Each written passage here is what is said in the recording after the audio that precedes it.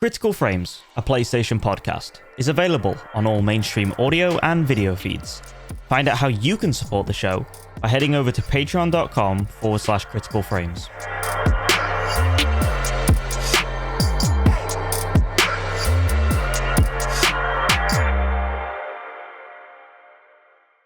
Hello, and welcome back to another episode of Critical Frames, a PlayStation podcast. Man, the news has been really slow lately. You had to really kind of dig through the weeds to find some interesting topics, but we managed to pull them out like we usually do. So we're here this week with about 2 hours of PlayStation talk for you. Got some good things lined up. Going to talk about the PlayStation controllers, kind of where they came from to where they went, which ones we like the most. Do we think it's as good as the competition's controllers? Lots to talk about there. But yeah, Joe, how was your week? It was all right. I've actually recently, shout out to Fab in the community, picked up some Gundam figures and people who are watching right now. I was shocked I was shocked to see you guys talking about that, and then you were just like, oh yeah, I've got one too. I'm like, why am I always called the weeb? You could build the freaking Gundam over there. Yeah, well, so technically it's called a Gunpla, I think, right? Like that's the name for like an off-brand or what? Yeah, it's made obviously done by Bandai. Yeah, I just bought some. This thing was like 20 quid or whatever. And I was like, I'm gonna buy it. I'm gonna buy it. It looks sweet. He's got like 2 knives. It's awesome. And he's got like a pistol on his thigh there and a machine gun. I don't know if you can see that. Yeah. Like, that'll tie nicely into our first topic today. Yeah. I mean, I've always loved mechs, like ever since Pacific Rim and, Armored Core now. And yeah, dude, I was like, well, why not? I think, because here's the thing, like I used to do like Warhammer and stuff, right? Like I feel like everyone nigh on everyone who's like into gaming has gone through that phase of like potentially trying out war gaming, Warhammer, stuff like that. And the thing with that is it takes a long time to paint, right? Like to do all the figures, glue them together, base them, do highlighting, etc., etc. I mean, I work in that industry, so I know how long it all takes. And I was like, I don't really want to do that. I can't be asked to paint. I don't really want to be gluing and sticking unless it's very minimal. And Gunpla or Gundam is basically just like, well, you cut things out of a frame and you snap it all together basically in the sort of holes they have, and then it's I want that to be an official quote from Joe. I don't want to be gluing and sticking unless it's very minimal. I don't want to be gluing and sticking, boy. Yeah, it's but it was cool, dude. I was literally up till like 1:30 in the morning. It took me like 2 hours to do because I started late after I went to the gym.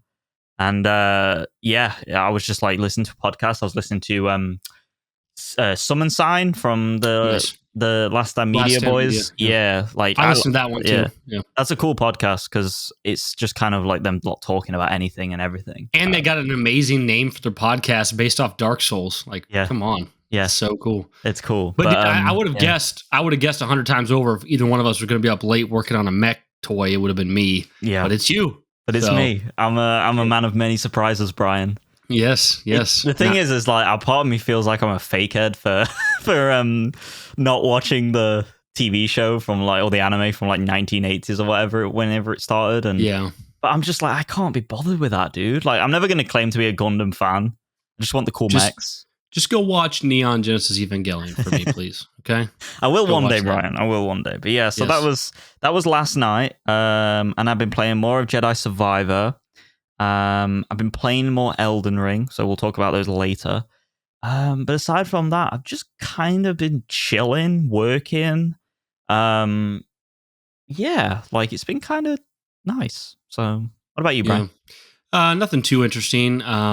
Basically, I mean, really the only interesting things I have to talk about is what my wife and I have been watching, which is first she wanted to watch this shoujo anime, which is like, a very like romantical, I to be fair, people probably say girly anime, but I don't know. I enjoyed it too, but it's called A Sign of Affection, which is, it's basically this girl who's deaf.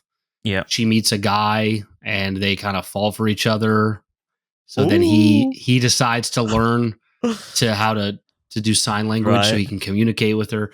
We marathoned that. It's only like 13 episodes, finished that. And then we started I really liked it. And so, I mean, obviously Erica did. She read for her birthday, I got her the manga. Okay. So. And then we went right into the Nier Automata anime. Okay. Yeah, and it's really good. Like, I can't believe it. It's like really good. Who does that? Who? It's like A1 Productions with Square Enix and Yoko Taro's involved, but it's not a 1-for-1 following of the game. It's pretty close. Okay. There's a couple different things there, but it's really good, dude. And the intro music is actually like really banging. I can't believe it. Yeah. It's a really good anime. Like I thought it would be just a cheap like game cash in, but it's like it kind of reminds me of some of those other good like Castlevania on Netflix. Yeah, I mean, it's got like a 4.7 out of 5 on Crunchyroll and stuff, which is pretty high. It's really high quality, and I actually think we'll see how I feel once it's over. But like, it seems like it's better paced than the game, maybe because there's a lot of parts in the game where it's like we need to have gameplay. Yeah, and since it's a show, the gameplay is not really there as much. Yeah. Like, so it's just kind of it's streamlined pretty well. Yeah, so, yeah. But Erica's becoming a Nier fan, dude. Yeah. So she really play the game. Like, she really likes the anime, and before we even started the anime, she was like when I was playing Nier, she's like, what's that game? I want to play that, and she hasn't played it yet. But now we're watching the anime, and she's big into it. She's like singing the intro song when it starts up. So cool. So really good anime. Playing Ghost of Tsushima, which we'll get to later. Oh, I can't wait. But that's pretty much it. Nothing too interesting. Are you excited for the Elden Ring anime? Is that official? I don't know if it's official. I mean, I think it is. Oh no, unfortunately, FromSoft has nothing to do with this, though maybe if the fans love it, an official anime adaptation could enter production. Yeah. Indie production group Stein's Alter is behind the project and recently shared a tweet. It looks really good. It's not official though? No. Well, I think that's got to be in the cards somewhere for a From Software property, whether it's like Dark Souls or Elden Ring, or I would love to see Bloodborne. Like, come on, HP Lovecraft, Castlevania type anime. Bro, it looks really high quality, like really, really high quality, and I'm like, I gotta check that out. Like, anybody saying that we are still in the time where game adaptations are bad, they haven't opened their eyes, because we're officially in the golden age of game adaptations. What would you say is the best? To point to. Well, off the top of my head, The Last of Us comes to mind. Fallout comes to mind. I know that what's the one Arcane from League of Legends, which I don't care about, but that one's really highly rated. Yep. People love Castlevania. I think this Nier one's really good. I guess when it comes to recognition by people outside of our industry, I guess it would probably be The Last of Us. But Fallout, it's nominated for like a shit ton. So really, it's probably Fallout and The Last of Us kind of neck and neck for like actual acknowledgement from people outside the gaming industry. So, yes. Yeah. Edge Runners for me. Yeah, Edge Runners is, of course, amazing. I knew I was forgetting some. I would say, I don't know. It seems to me like the most popular anime is probably Arcane. Would you agree? Yeah. As far as gaming an anime, like, would you? Or cartoon? What do you want to call it? I don't. Yeah, but I don't even know if it's class. I mean, you could be right. Like, I don't know. It's it's one of the either. I mean, it's not live action. Yeah. So no, adult animated steampunk action adventure. Cool. Like, I feel like I don't know. I feel like that's the most popular gaming anime we've had, unless I'm forgetting something really obvious. I don't think it's like Nier or Edge Runners for like maybe Edge Runners is definitely more popular than like Nier. That was pretty big on Netflix. Yeah. But Castlevania was pretty huge, and that was also like when did the first Castlevania anime start? Like that was like 6, 7, 8 years ago. So they got there early.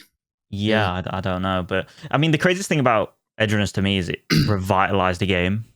That's what's wild to me. And Fallout kind of did that as well with like with Fallout 4 and the next gen update, but and obviously they had the Edge Runners DLC update, but like, dude, holy shit, that comeback of Cyberpunk going from like crap to patches, Edge Runners, patches, next gen update, Phantom Liberty, more patches, unbelievable, dude. But it's still not the same story as No Man's Sky. But for a AAA, game that kind of came out and shit the bed, really good. Bro, I was watching the Starfield review from Angry Joe the other day. Yeah, he wasn't a huge fan. No, and I was just watching it 'cause it's a really funny review with like the sip, I'm a sip your drink, like kind of job, like drink sipping Joe. And a huge crime across the galaxy. He took a drink of someone else's cup. Yeah, and he was like comparing the gameplay of like Starfield to Edge Runners in like 1 or 2 settings, and I was just like, how far we've come, like. That would have never happened when it launched. That's the funny thing, right? Like, it feels almost unfair to Starfield. Like, Cyberpunk comes out, kind of screws over their customer base. It really shouldn't have been on last-gen consoles. It was broken as all get out. Yep. And then it has this major turnaround, and it's like this darling of the industry. Starfield comes out. It's a Bethesda game for the most part, like you'd expect. Not really broken, not too buggy.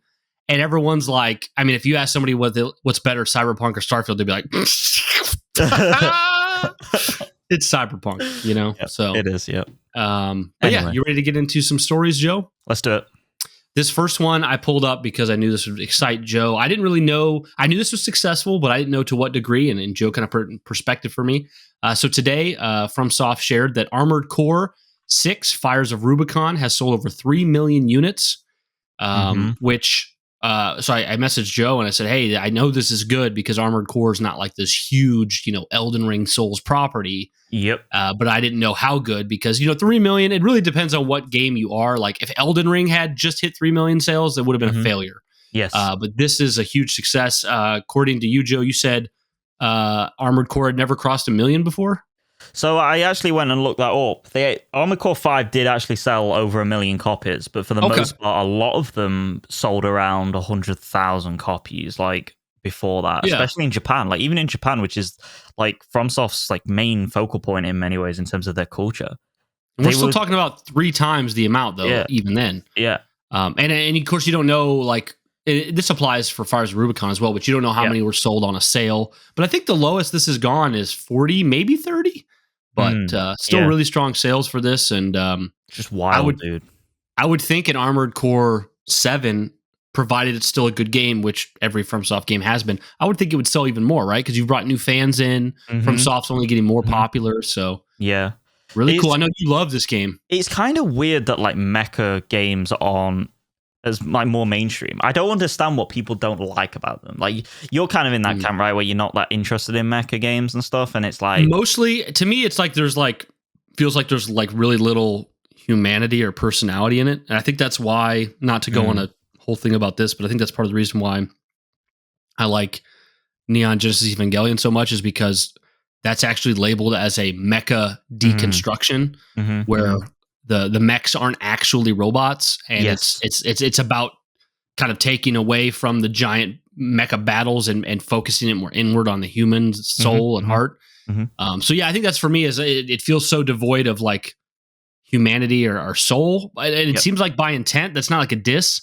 I don't know. Would you say after playing, and I don't think it's what they're going for, but after playing Fires of Rubicon, would you say you felt any sense of like strong heart or personality? Like in a character way, I would say no, right? Not really. I mean, like the thing with Armored Core is that a lot of the story is literally just like voiceovers, like in your head while you're playing, and it's kind of like it's almost like listening to a podcast in many ways as you're playing a game because it's kind of background radiation. Yeah. And I mean, it's really good. Like it's really well voice acted, and if you dig into the lore and everything, it's like really, really in depth and stuff. And there's one particular ending where it's like absolutely gorgeous, like the way it's like shot and stuff of like the Rubiconians finding a new outlet in many ways and escaping the bullshit that's going on with the various mercenary groups and stuff. But ultimately, I would say like the story is not the main focal point here, and it's evident even in the team that makes it. Like the director, I always forget his name, but the gameplay director of Sekiro, like he, let me find him here. Hang on. Yeah, I knew it was the same guy from Sekiro. Masaru Yamamura, like same guy does Armored Core 6, and holy shit, like even if you look at the team, it's like like this is clearly just purely about gameplay. Like the story is there, but the gameplay is wild. It's what it should be, right? Like you I only said that because you kind of asked me, like a lot of people aren't really into it. That's kind of why, but that's really what it should be. And you know what it kind of reminds me of? I don't know if you would see this kind of comparison coming, but it kind of reminds me of Star Fox. Yeah. Because when I was a kid and I got Star Fox 64, I thought that game was awesome. I thought the characters were awesome. I really enjoyed it. I beat Star Fox 64, great game. Yep. But there was always this yearning from me to get out of the cockpit, to be Fox and be out of the cockpit. And I think that's indicative of why that franchise struggled so much, right? Because I think a lot of people were like me and they wanted to see him out of the cockpit. Well, then you get Star Fox Adventures, which is like hardly even a Star Fox game at all. Then you get Star Fox Assault, which is like half in, half out. Yep. And they kind of just lost their way and just started like remaking Star Fox 64. Yes. So I think that's kind of where the struggle is with something like Armored Core. You just need to stick to what you've been doing. And this is their 6th game and it's the most successful ever. So don't mess around with like, don't have Soap McTavish getting out of this mech. You know what I mean? Yeah. And as someone who's played a myriad of Armored Core games, this is not this is selling just because Elden Ring's popular, or this is selling just because FromSoft have gotten popular and they're kind of resting on their laurels in many ways. Like, this is actually like the best Armored Core game, in my opinion. I believe it. They probably put the most budget and effort into it, right? Because of their place in the industry now. Yeah. And it's wild to me that like it's a game that literally came out a year after Elden Ring. Like, and then we got the Shadow of the Erd Tree. And then you got the DLC. Honestly, how much would you bet that a year from now we're getting close to playing something else new from them? It's probably going to happen. I mean, I still would love a Sekiro 2. I think like Sekiro 2 would be so. I gotta beat that game one day, dude. I'm gonna pull out all my hair trying to beat that. I looked it up the other day just to see how far I was because I'm on the Headless Ape, and I'm exactly halfway through the game, and I'm like, holy shit! It took everything I had to get there. What about Sekiro is harder, like, to you? Like, I know it's a harder game, but like, what?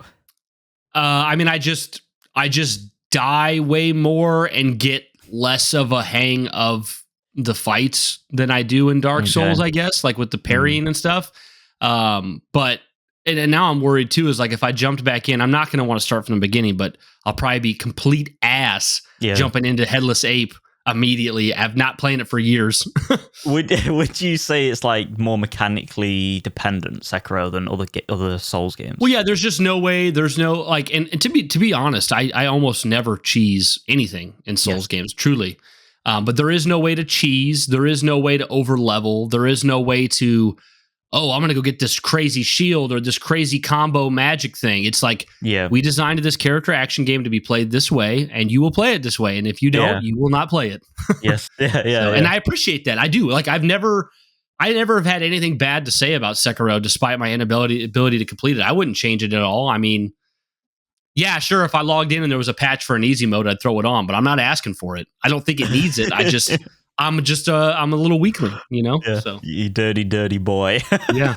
But yeah, this is awesome. I mean, over 3 million units, the highest in the series now, and hopefully, like, we get a 7th. I really hope so. I hope they didn't go like full on in the budget and stuff, that like this is still not enough. I think it is, but you think they'd be smart enough for that to not be the case. And plus, like, I mean, it kind of applies to Souls games too, but like, there's so many ways they don't have to worry about high costs with these games. Like, they never do mocap. The voice acting is always extremely minimal. I mean, like, I would imagine all the voice acting for Elden Ring is a fraction of the voice acting for like The Last of Us. Oh yeah, right. Yeah. Because it's just like sentences here and there with different NPCs. Yep. They don't have to worry about crazy story development. And I know they do develop the story, but it's definitely in a more archaic way. So, and there's not like tons of sweeping cutscenes, but maybe that one's not so fair because the boss cutscenes are pretty freaking amazing in Souls games. So yeah.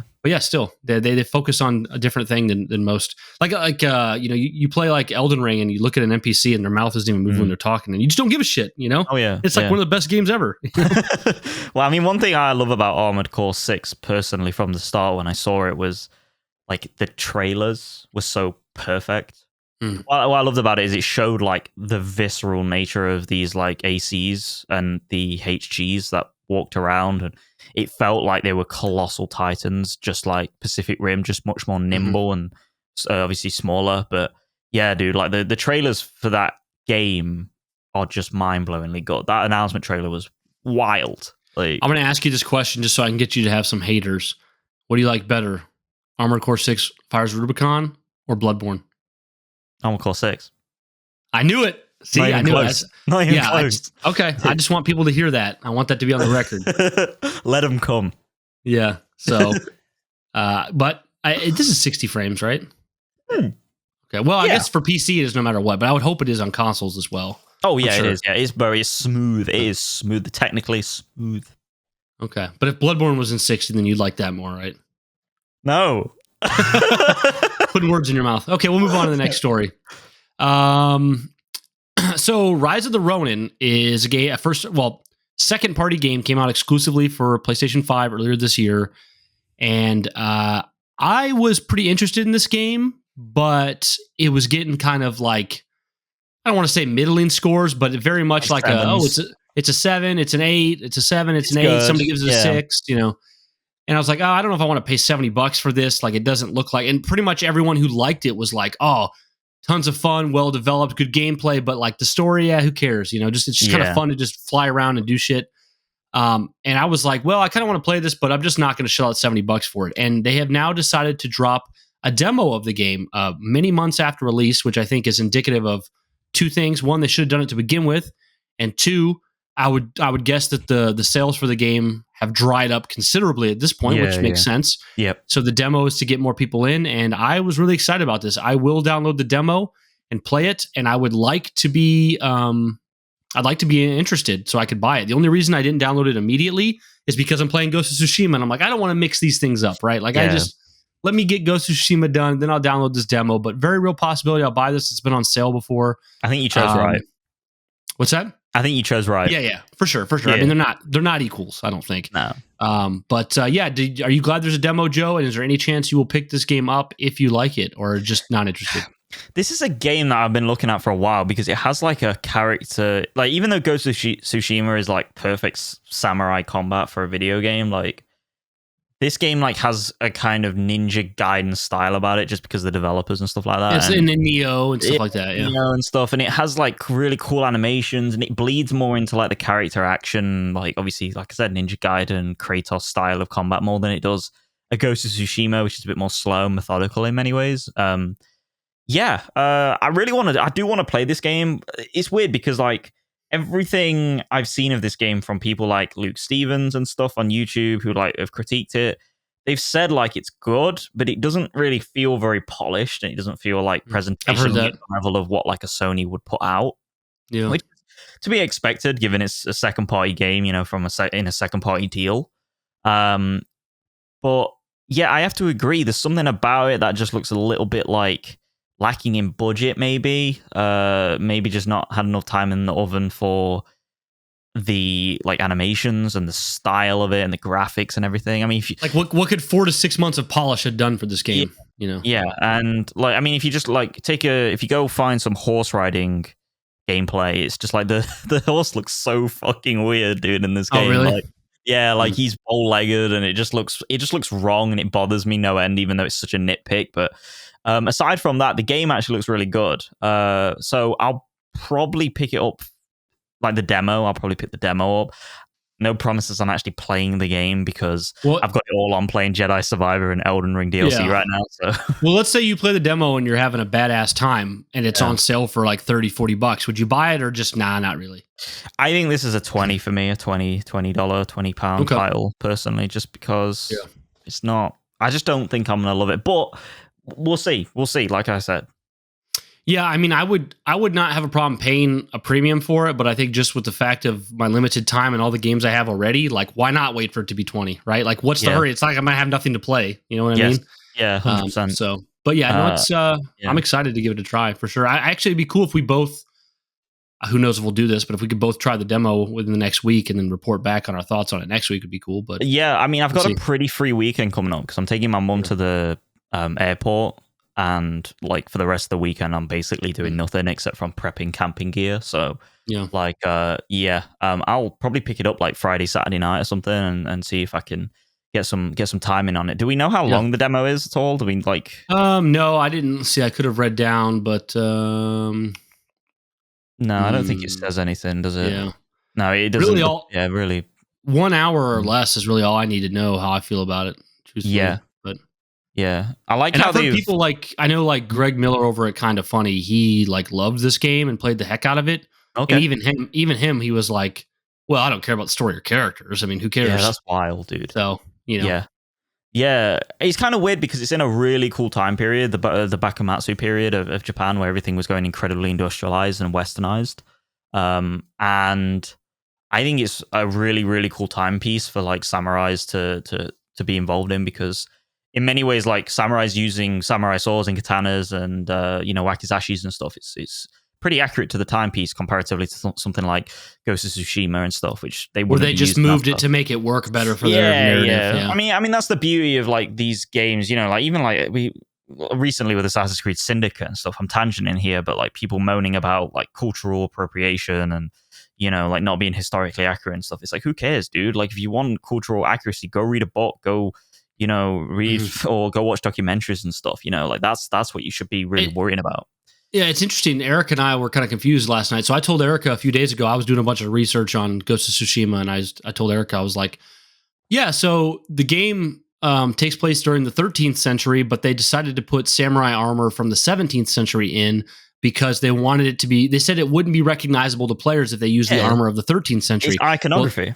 Well, then Erica went and she looked up 13th century samurai armor, and it still looks very samurai. So we were kind of confused why they didn't just go with the 13th. I mean, it does look like you'd expect to samurai armor. So that was interesting. But in like the katana, of course, they weren't really using the katana at that time and stuff like that. But very cool. Another thing I like about this demo for Rise of the Rōnin, though, is like many Sony demos, you can play it, and if you like the game, you buy the game, all your progress carries over. That's really cool. Cool. So they do that a lot, and I like that. So I don't think I've ever used that feature, dude. Like straight up, because Final Fantasy 16. Yeah, I'm not really a demo person. Like I'm quite definite when it comes to like if I want to buy a game or not. Like I don't really need to play a demo. The only ones I usually do is like, actually the only ones I've done, but even then I was definite I was going to buy it, was Resident Evil 2 Remake.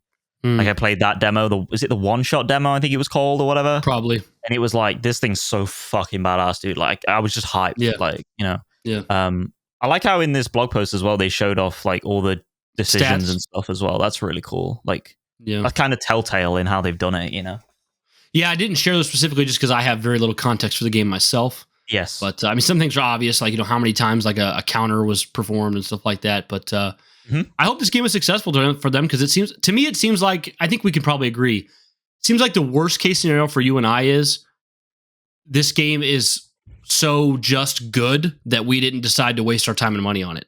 Yes. That's like the worst case. Like there is no case where we're like, this game's shit. You know what I mean? Yeah. So yeah, it's pretty cool. The best case is we're like, oh my god, this is fucking awesome. Yeah, this is awesome. Like, man, I wish I'd bought this right away. But yeah, okay. So that's it for Rise of the Rōnin. Pretty exciting. Another piece of news coming from the PlayStation blog.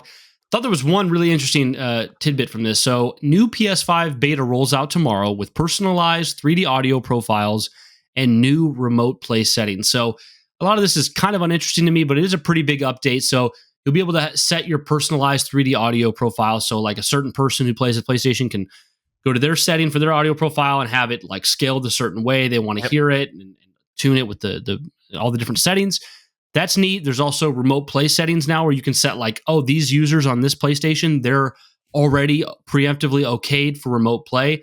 To me, it doesn't sound as in-depth as I'd want it to be, because I know with me and Erica, when we use the Portal, it's really annoying where we have to like log out of the Portal device on its own separately from the logging out of the PlayStation. I don't know if this fixes that problem. If it does, I'll be really excited. Not sure.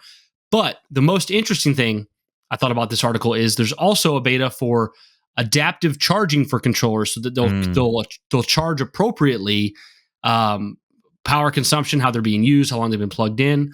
But the adaptive charging for controllers only works if you have a PS5 Slim model. Yeah. So this is one of those instances. It's kind of weird to experience this in a generation that feels. Yeah, it's weird to experience this in a generation that feels so new to me, because I remember back when I got my first Xbox 360. Yeah. My buddy, I got my 360 in 2007, but my buddy had his from launch, and he didn't have an HDMI port on his 360 because they didn't launch with one. Yeah. And I just remember like red, white, and yellow. Yeah, so for me, well, they even had like the green and blue too, which was like the composite component where it was like better but not as good as HDMI. I remember like with him, it was always this weird thing of like, for me, the Xbox 360's always had an HDMI port. You feel like it seems like you're super lacking something that you don't have one. This isn't as grand, but it's like, it's weird to just think like there's going to be this adaptive charging for controllers that my console strictly can't use because it's not a slim model. So, But I don't plan to upgrade, and if I do, I'm just going to go right to a Pro model. I'm not going to waste my time with the Slim. So why is it only available for the latest model? Is it because there's something hardware related that isn't on the? Because I can't see anything on here that. Well, it says, adaptive charging for the DualSense wireless controller, DualSense Edge wireless controller, PlayStation VR 2 Sense controllers, and Access controller is now available for PS5 beta participants using the latest PS5 model when the console is in rest mode. It's specific about that, but it doesn't say why. Why? Yeah. That is weird, isn't it? Because it's effectively the Slim to me just kind of always seemed like the same console, but with probably cheaper production. You know what I mean? Yeah, like in less real estate, which is greatly needed because it looks like Dubai skyscraper. So yeah, not a beautiful console. Horrible. Yeah, dude, weird. But as for Good like updates. the personalized, good update, it's 100% like needed. But the craziest thing about this is like, not a single one applies to me. Not a single one. I'm just sitting here like, oh, that's nice. Cool. I mean, the remote play thing to me does, but I read it, and the remote play thing to me just more seems like having remote play for a profile like already preemptively enabled. Yes. Which what I'm looking for is that I could be playing on my portal, just simply hand it over to my wife, and she signs in and starts playing, which is not what it is now. Yeah, like you would on the console itself, like kind of job. It's not like it's a whole extra step for the portal, which is really annoying. But dude. I mean, the way I use my audio is like really weird. Like a lot of people, I'm probably in like top 2% of weirdos for this, but like I have my PlayStation HDMI through to a capture card for streaming purposes, right? Okay. Yeah. Even though I barely stream anymore. And then the audio passes through the HDMI into my computer, and then I open OBS, which is a streaming recording software, and then the audio passes through into these. And the best part, here's the thing, like it sounds weird, sounds stupid that I'm doing that, but ultimately the best part about it is I can like watch YouTube on my PC. I can hear all my audio on my PC whilst also playing my PS5 and I can adjust independently. It's annoying at first, but now that you got it set up, it's awesome. It's perfect. It's the best fucking setup in the world, dude. Like if you know, if you don't have a TV, a big setup like that, which I don't, it's monitors. It's just absolutely great. But it's cool. I mean, the fact that you can have audio profiles for like different profiles is fucking sick. Like I think that's dope. I think it's important. The remote play is great. Like these are all like infrastructural like polishes that I think PlayStation needs, because they've always kind of like Nintendo is clearly the last when it comes to infrastructural and software like quality in many ways, but Sony's always been behind Xbox in pretty much all areas, so what's lame here is it says in small print, PlayStation Portal remote does not support the adaptive charging regardless of the system you have, and then it also says your 3D audio settings are not supported in remote play. Yeah. So, those things. But you know what my first computer setup was? You're talking about your computer setup. My very first computer setup ever. You'll get a kick out of this. Oh god. So the family computer was an old like Windows 2000 computer, and my parents let me have it. Yep. And we didn't have any speakers for it, so there was no way for sound to come out of it. Like there wasn't any like built-in speakers. But I had a pair of headphones, like, and I'm not talking about like, high quality, like headphones like we expect today. I'm talking about like the $10 headphones that you plug into your CD player when you're a little kid. That's all I had. Right. Yeah. And I wanted to use speakers, but I was a little kid, didn't have any money. So what I did was for Christmas, my grandma had got me and my brother a karaoke machine. Mm-hmm. So I set the karaoke machine next to the computer, and I had the mic that you sing karaoke in. Okay. Go down to the floor, and then I plugged headphones into my computer and then put the mic to the headphones so that the music for the games would play into the headphones and then shoot onto the karaoke.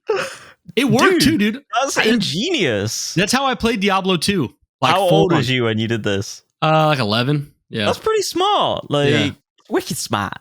Wicked, yeah. It was fun. It worked out for a while. So here's the thing. My PC, all my monitors don't have speakers in. Well, mine, I have one monitor, and I have a really expensive monitor. There's no speaker in it. Yeah. So like, if these go bust, like I have to swap to like headphones or whatever. Yeah. And I used to always wear headphones, but then I swapped to like just earbuds, and I was like, this is so much more comfortable. Yeah. Your ears don't get hot in summer. Like your head doesn't feel like after a bit, headphones can feel like they're pressing down on top of your head. Yeah. And it's like, oh fuck, I don't want to do that. So I was like, these are some of the You're right. These are some of the highest, in my opinion, highest quality, like over the top headphones you can get. These are Sennheisers. Yeah, really good. Like really nice, puffy. That's it's light on my head, Yep. but That's just nice. But yeah, I think there's a general sentiment nowadays that like monitors and TV, like TVs are monitors, basically the same thing. Monitors, TVs, displays. There's a general sentiment that like don't use audio that's built into it at all. So like some people don't even want to buy it with an audio built in because there's like you need to have either nice headphones, a sound bars, whatever. Yes. So. Yeah, I don't even look at monitors for sound quality. I just don't even bother. But yeah, dude. What I was gonna say, this adaptive charging thing as well. I'm never gonna use it. Probably not. Yeah. I mean, I sit in distance to the PlayStation, so I have it so that I've even got it in the settings so the data is sent over the cable for fast like millisecond response time, no input delay. That must be why I can't beat Sekiro. I gotta get on that. Yeah, come on, dude. Like, get a long USB-C cable. Get on it, bro. I do have a long USB-C cable already, but that's the thing too. Is like for you, probably you never really noticed the DualSense having bad battery because you're always plugged in. Doesn't interest me at all. I know it has because I've done it in the past where I'm like, this thing kind of sucks, but then I'm like, well, I'm just gonna plug it in and it's no bother because it's not like I'm stretching or anything. So yeah, totally. Dude. Good update though. All right, we'll move into our. I mean, technically, it's 3 different. Kind of articles that I've pulled up here, but one story overall. I'll kind of go through these and then we can go and dive deep into it. So once again, guys, back on that Concord bullshit because we have talked about Concord a lot here. There's a lot to say about it. It's a very divisive game and that it's like very well developed, very fun to play, but like seemingly having no success right now. So a couple things I wanted to touch on. So this comes from Kotaku. PlayStation's hero shooter won't have a battle pass. You own Concord. Concord doesn't own you. So this comes from John Ebinger on Twitter. He's the Firewalk Studios gameplay animation director. He says, no battle pass, folks. You own Concord. Concord doesn't own you. The team behind the game also shared a series of slides explaining more about how progression will work in the planet hopping shooter and what the plans are for post-launch content.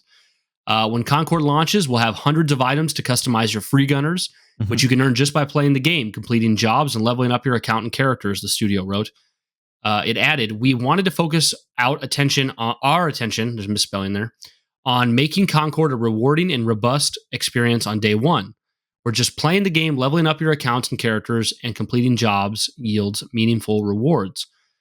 Today's mini info dump has teased a potential lever penalty system. So in the beta, if people left your party, there was no penalty. So a lot of times it'd just be you and one other guy versus a team of 5. That kind of sucked. Yeah, fix that up. I experienced that. It was the worst. Yeah, me too. Players got a taste of the upcoming PS5 and PC game in a couple of beta weekends this month. And the takeaway from some people, including myself, this is the Kotaku writer, was that it was good, but not necessarily good enough to pull people away from the dozens of other live service games it's competing with.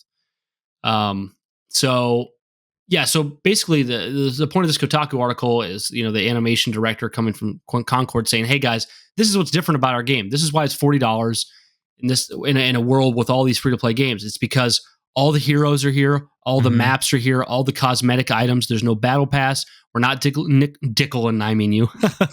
Nickel and diming you. I'm going to start saying that now, Dickel and Niming you. Dickel and Niming you, baby.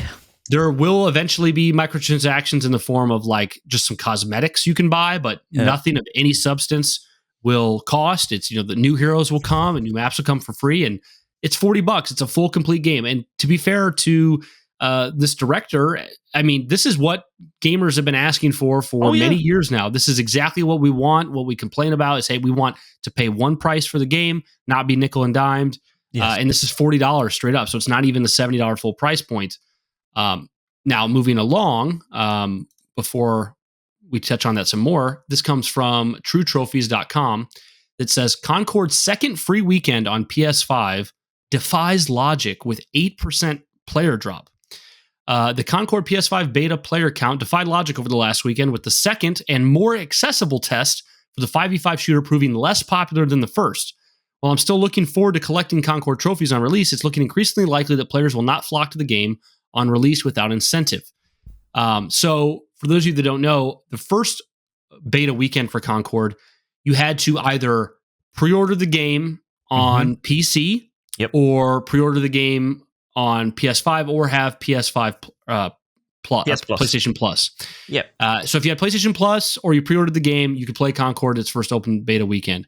They didn't have very great numbers, but then everyone was saying, okay, these numbers are bad. But next weekend, everyone on PS5, everyone on PC, regardless of if you have Plus or you've pre-ordered anything, you'll all be able to play for free all weekend. And the numbers were worse, 8% on PlayStation, lower. That's crazy. The second weekend, which doesn't seem to make any sense because when there's way less barrier to entry, figuratively none, other than just downloading the game, you would think that it would naturally be higher. I know it was a teeny bit higher in the second weekend on Steam, but such a small amount, it's hardly worth mentioning. Yep. So tying these two things together, talking about, this is a game that comes complete. It's not going to nickel and dime you. It doesn't have the battle pass. It's $40 for a complete game. This is what gamers have been asking for. And then you go over and look at how these betas have performed. Very weak numbers for both betas and even falling on PlayStation in the second weekend where it's more accessible. There's many issues here with Concord and how it's going to perform and how it's going to have longevity. We've talked about this before. It's concerning, and it like some things make sense and some things don't. And I know we're going to get into it here. Like I know that, when this game was first revealed, a lot of people were like, oh, I don't want another, hero shooter. And even though this is a $40 premium game, it is still effectively in everyone's eyes a free-to-play shooter that costs money, which is something they're having trouble getting out from under. And one more thing I'll throw in here that's a tiny bit off topic, but I just want to throw it in with the Concord stuff is they announced a Concord Special Edition controller for PlayStation 5 today that actually looks really, really sick. It's probably one of the better-looking Special Edition PlayStation 5 controllers. Really good.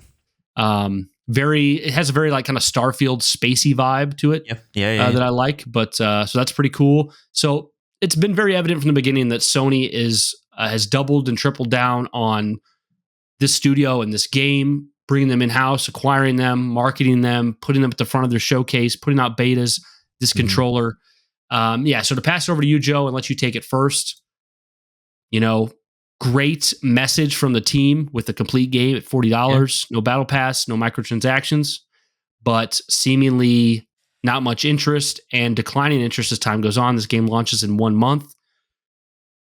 I have so much to say, but I want you to go first. What are you thinking? Where are we at? I mean, I know take your time, but at the same time, I know we've talked about this a lot, so we don't want to beat a dead horse, but what do they do? What should they do? What can they do? What is it looking like to you? I am baffled by this game, like in terms of not the product itself, but like just people's disinterest in this entire game. Like it confuses me because like the game is hitting, like you said, every single like right mark in terms of a live service game or a shooter in the modern day that should be ticking the boxes for people from a monetary perspective, like not charging out the wazoo for like skins and shit and just being like, here it is, go for it, enjoy it. Like it's kind of a game of yesteryear in many ways, going back to the 7th generation of shooters. But maybe like that's the problem at the same time. Maybe the reason why people are not interested in it is simply because like it's not bringing anything necessarily new to the table of note. And I've genuinely never, like, you said something to me earlier that was mind-blowing, dude. Redfall had higher PC Steam numbers than this game does right now when it comes to the beta tests and stuff. That is wild because Redfall is monumentally a worse game than this. Yeah. And I don't understand it because like people just are not interested.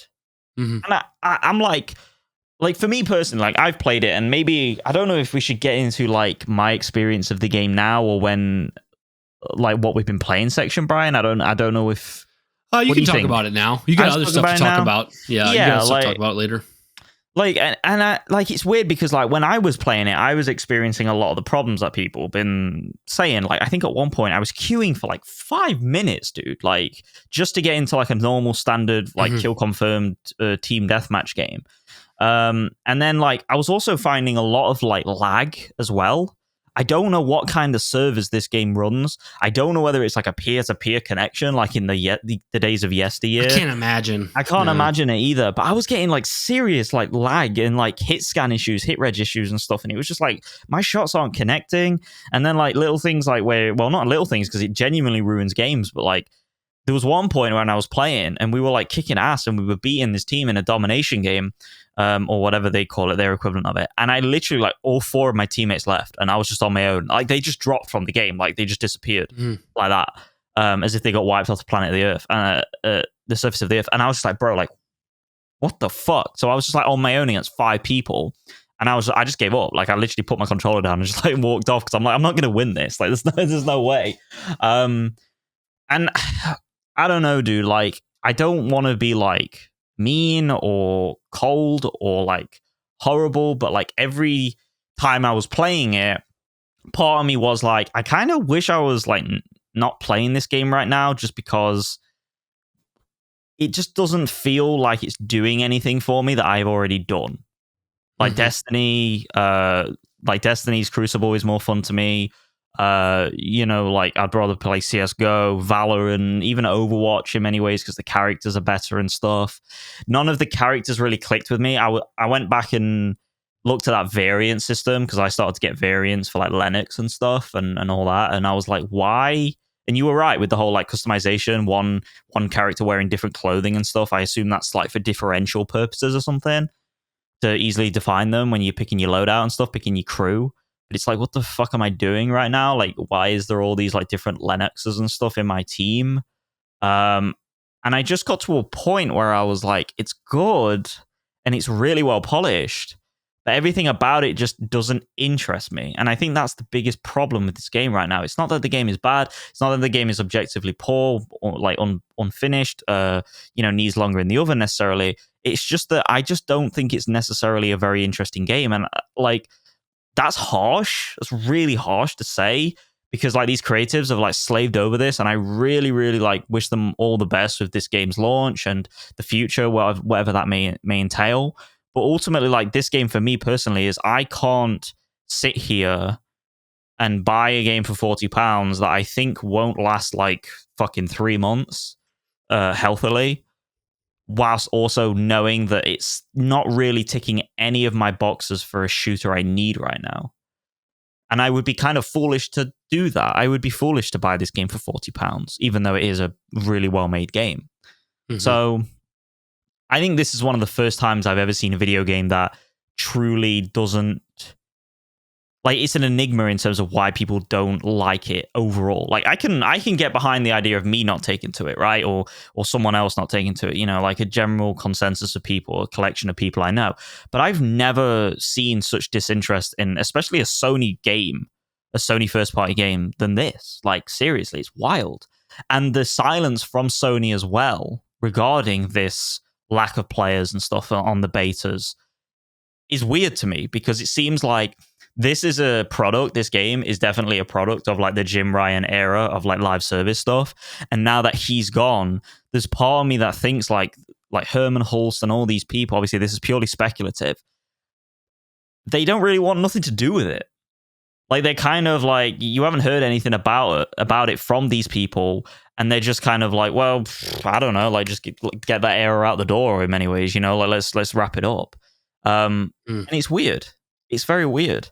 So it feels like the game is just the market is rejecting it, and there's, you can kind of start to break it down and see why, because for one, you know, we started off this conversation by talking about how like Concord's kind of like an old style shooter in the sense that like you pay money for it and that's it. That's the game, right? Like, think about, and this is a bad example in the sense that it was a huge failure. But like, remember Brink? Yes, by Bethesda. Like that was a full price game, PvP only. But back then that made sense, even though Brink didn't do well. I could have thought, I don't know what an example is off the top of my head of a PvP only that was back then, but that made sense back then. Like, of course, you pay full price for a game, and and some games are PvP only. Yeah, that makes sense. And yeah, there's no battle passes. There's no, I mean, like, progression really didn't go much further than like a Halo ranking system or Prestige in Call of Duty. Yep. So in 2024, how many gamers that are younger don't even understand this? Like, how many gamers grew up with the Fortnites and the Apexes and even like Minecraft, which I know you have to pay for, but like, it's everyone has it, or it's been so cheap it's like it's effectively free. But like, everyone, like so many kids of this generation have grown up and like you don't pay for this type of stuff. Yeah. And they have it all given to them on a silver platter for free. It's usually on all platforms, including mobile, you know?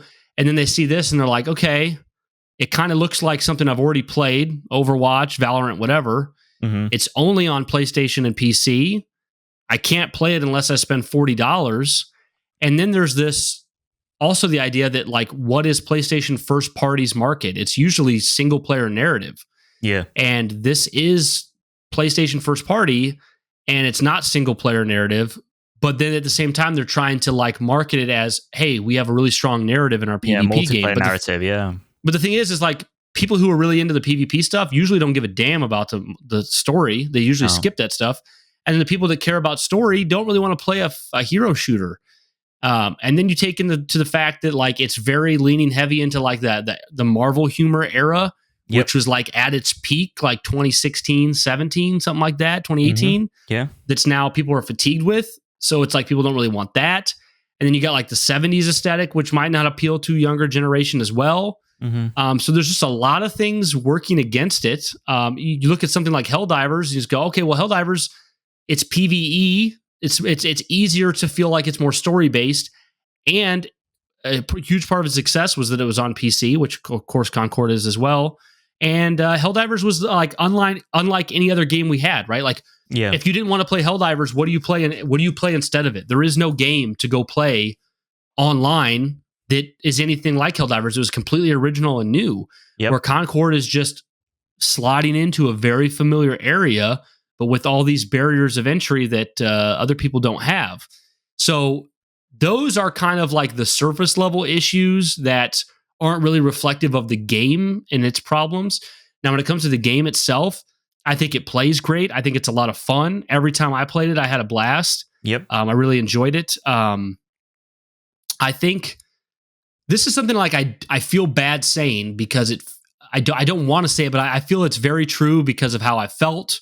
Mm-hmm. I've had time to think on it, and I've seen it parroted from good, objective criticism type people. Because like I don't really care what like tweets or YouTube comments say because they're just assholes usually.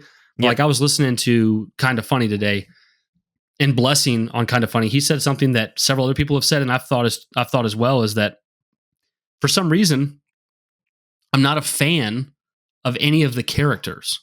Yeah, and like we talked about this a little bit last week. And I mentioned this same example before, but like Overwatch, right? I'm not a PvP guy. I don't really play online multiplayer, whatever. But like Overwatch, I still like, there's a fondness I have when I look at Tracer. There's a fondness I have when I look at several characters in Overwatch, even if I don't care about the game. But like, there's something so kind of sterile about the cast of Concord. And it's weird because they're very like well designed, like colorful, animated, you know, AAA budget is applied to their design, but their design doesn't evoke any sense of like, I want to get to know you, or I want to dive deep into your lore. Like with Tracer, like people are like, I want to know where she came from. What's her mission? What does she do? Like, what's her background? But I feel like nobody's going like, I want to know what Itzy's doing, like where's she come from, or like, you know, like what is Teo been up to, or why is Lennox doing this? It's like nobody seems to. It seems I don't actually know for sure what they're missing. Because everything is so high quality. Like even the voice acting's high quality. Even the delivery of the lines are pretty good. But 100%. There's just some kind of like innate charm that the characters aren't having. And now, granted, I mean, since it is $40, you buy it, and it's not like a free to play. Like, luckily, you don't need the as heavy investment in your heroes. But like for the most part, these hero shooters, they live and die by the people's investment in the characters. Like even if it's just one, like somebody's like, oh, I'm a diva main, I'm a Tracer main. That's all that you need to hook them for years. And I'm just not seeing much sentiment from any. I've seen people say, I love playing as Star Child because of this mechanic he has, or I love this because this person can teleport. But I haven't seen a single person go like, I am really a huge fan of Star Child. I haven't seen any like, usually when a game like this comes out, even in beta form, you see people doing like fan art and shit, like making their profile picture a character. I'm just not seeing that for anybody here. And I don't even know what I could say to tell. I don't even know how you fix it. How do you fix it? Like going on that, I did that for on my Twitter. I did that for the Astrobot Kratos like costume that he has on, like in the new Astrobot game. So yeah, like I know what you mean because I do that shit sometimes. Like there's just no. It just I don't know what it is. I don't know whether it's a simplicity of design. I don't know whether it's because it like leans too much into Unreal Engine as like. It's very derivative. It's very derivative. I mean, it looks gorgeous for an Unreal Engine game for sure, like no doubt. But I don't know, and I think in many ways there's not a level of cohesive nature from like the neon Commodore 64 style of the main titles to the actual like maps and characters that you play. Does that make sense? Yeah. It seems like there's two different like. It feels like UI, if you change the logo and symbol of the game, you'd almost never think of 70s. Yes, 100%. Does that make sense? Yeah. And I think in general, just like the designs are unmemorable, the weapon variety is unmemorable. Like having like revolvers, 2 different revolvers for like one guy, and then like a vacuum gun for a big trash can, and like fire crossbow, like. This could get me in trouble because I don't mean to be a dick, but this might come off really bad. But like, there's something too with like, I'm all for like diversity and all that stuff and like different like kind of inclusion and stuff. But like, there's a weird sense that like when you go through this character roster, there's like, here's a guy who looks like a normal ass guy, but he's fat. I don't remember his name. I played as him. He puts down the healing pads. That's like the blue suit, blue coat guy, right? That guy. Yeah. It's like, okay, he looks like a normal guy, but he's heavy. Yeah. And then there's like a girl that's wearing like an astronaut helmet, but she like identifies as they, them. So I'm like, really what makes your character stand out is the weird helmet and their identification, not any kind of like, because like, I don't like Tracer. When I see Tracer, I'm like, what is this character? Like, why does she move so fast? Why does she look like this? Where does she come from? But these characters are like, they're either derivative or they're just plain. Like I said, the heavyset guy. Yep. He looks like a heavy dude with a coat. The chick with the helmet, I think her name's like, it starts with a D or something, but she just has like a weird astronaut helmet, and she's like, I don't know, like, dude, what is it? Like, what identifies the character? Also, the sniper's like a paraplegic or something, right? Like she's got no legs, like her legs have been cut off. Oh, I don't even know. I didn't notice that. So, but that's the one hand though that's super neat to me because I'm like, wow, all these characters have like, how often you get to play as a character who's overweight? How often you get to play as a character who's like missing their legs? How often you get to play as a character who identifies as this thing, whatever.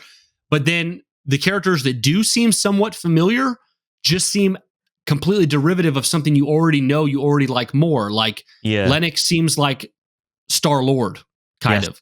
Star-Child seems like Drax. Yeah. Teo seems like Soldier 76 from Overwatch. Like it's always kind of like, okay, well, even if this character, they're more boring as well. Like I've got to admit, like even though they're derivative in many ways of these things, like they are more boring. Like I think the people that have worked on this game, the people that have done these character models, the people that have voice acted this, and all the work that's gone into it, they've done a good job. But I think ultimately, like they haven't captured like that creative juice, that good juju that was needed potentially to make such a. Because like when you play Overwatch, like you've got a monkey with a or an ape with a fucking like electric cannon, and he's like. There's so much about him, right? Like he's like the leader of the Overwatch team in many ways. Like he brought them all together. Like he's got a backstory in this. I mean, I'm not saying that Concord's characters don't have a backstory, but it's like evident from the start. It's like he was raised by astronauts in many ways. He dreamed of like blasting off into space. He always loved the moon and stuff like that. And he's hyper intelligent and stuff like that. And then you've got Tracer, who's this quirky Cockney, like British youth who is cheeky, annoying, but also like good-hearted. And then you've got Reaper, who's this edgelord, but also like hyper cool. And like, and then Soldier 76. It's like if you look at his backstory, it's like there's that little animation, like in like I don't know, it's like say in Mexico or some shit. I don't fucking know, some like Hispanic country. And it's like he's saving people, but he's also like this jaded anti-hero. And it's like there's a lot to love about what Overwatch does. And I think the biggest problem with Concord in terms of their characters is, one, they've not set a foundation for any of these characters in the cutscene. Like, you can't, like, I gotta say this, you can't just throw me into like a cutscene where they're all in a spaceship and expect me to care about them, because now they're all a team, they're a team already, and they are going after some big score against rival freestyle gunners. Is that what they're called? Like, yeah. Like, you can't expect me to care about that because it's just people shooting the shit, and I know nothing about any of them. Like Haymar walking into the corridor and then being like, "Oh yeah, we're gonna do it and we're gonna be the best." It's like I don't care. And then like the trash bin, it's like, bro, like, you're like the main motivator of the squad, and then you've got Lennox who's talking with the computer, and he's like I really like you. You're my best. You're my favorite computer, and it's like, what does this make me care about any of the characters? I don't know anything. Like, well, that might have like caught on pretty well, that kind of humor too, like 10 years ago. Yeah, but it feels like we've seen it done many times. Yes, you know. Yeah, it's just very weird, and I think they needed to ground each of the characters in some like really relatable shorts that like Overwatch did, because they clearly want to kind of do something like that, very similar with the narratives that's going on. But I just think they went about it in a backwards way. That's a good point. Like, I would love that I could click on each character and have a 1 to 3 minute scene of them. Yeah. Like, oh, this is, why? Tell me why. Like, for instance, if I saw like the heavyset guy that puts on the healing pads, if like I saw like a 3 minute cutscene where like, you know, he was in his bedroom playing video games and, you know, some adventure, like he was like online gaming, making funny jokes, got some character, and then like some for some reason he gets pulled away from that life. Yep. And he always had a passion for healing. So now he's a medic and he's helping out the team. And he's like, everyone kind of sees him as the nerd who's like fat or something. You know, like, I know what you mean. But now it's just like, I just see the one cutscene with all these guys together and I don't know them at all, you know? Yeah. So, so it's did you see that the Marvel Rivals beta that you have to be personally invited to has over 50,000?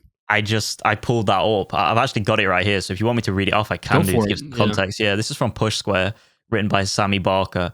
Marvel Rivals' closed beta is putting Concord's player numbers into perspective. And if you look at the Steam charts here from Destin Legary, 49,000 users as of, when was this? July 24th. Yeah, so yesterday. And that's a closed playtest. And the 24-hour peak then was 52,000. It's like, bro, like, what the fuck? And obviously, like, Marvel is an established IP, so it gets bonus points and stuff. But the fact that you'll, like, have to be invited personally, and it's a closed everyone beta. I've heard who's played both has said that the gameplay and the foundations of the gameplay is stronger in Concord. It's just that really our Marvel Rivals, because what I've heard is that Rivals is basically third-person Overwatch, but not as good. Yeah. And Concord just plays better, but Rivals has characters and locations, like it's an IP that people care about, right? Yeah. So it's just wild, dude. It's really wild. I don't know what's a shame. There's no way they're going to make this free to play, not at least not immediately, in my mind. And if they delay it, I don't know what could change. You know, I think you have to release it. What do they do then? Do they just like take the L, Sony, and just sit on it until like they find either? Like, this is the thing. Like, I hate to say this, but like, what is Firewalk? What is the future of Firewalk after this? Because if it's as big of a failure as the numbers seem to suggest, there's no way they're going to keep the studio open. I don't like that at all. This just brings me no joy. I just don't, like, seriously, like, we're talking, if these beta numbers are truly reflective of what it will be when this game is a paid launch. Yep. We are talking potentially less than 1,000 people playing this game across PC and... I mean, I have no idea how many were actually on PS5. I just know PC. But let's say... I don't think anybody knows because the data's not available. But let's say it was 2,000 people on each. On 2,000 on PC, 2,000 on PS5. Well, now people have already played it. A month passes by. Then you make them pay $40. So are we hitting 1,000? Are we hitting 25% of those numbers? You know, according to this from that True Trophies article, the writer says, using a gameplay data sample from over 3.1 million active PSN accounts, we can see that Concord has 8.1% fewer players in the second open beta than in the early access beta. But we don't know what that is. 8.1% of what, you know? Yeah, So exactly. maybe PS5 was having like 10,000 players, which is still not great, but it's a lot better than the Steam. But the wildest thing about that, dude, is like fucking Halo Infinite's like that right now, and that's a game that's been going for years now on Steam and Xbox. And the craziest thing about that is like that game is pretty much like multiplayer wise is known as a failure. Like, I mean, it's live service. It's keeping people interested. Xbox came out and said like Halo Infinite was a failure for what they wanted.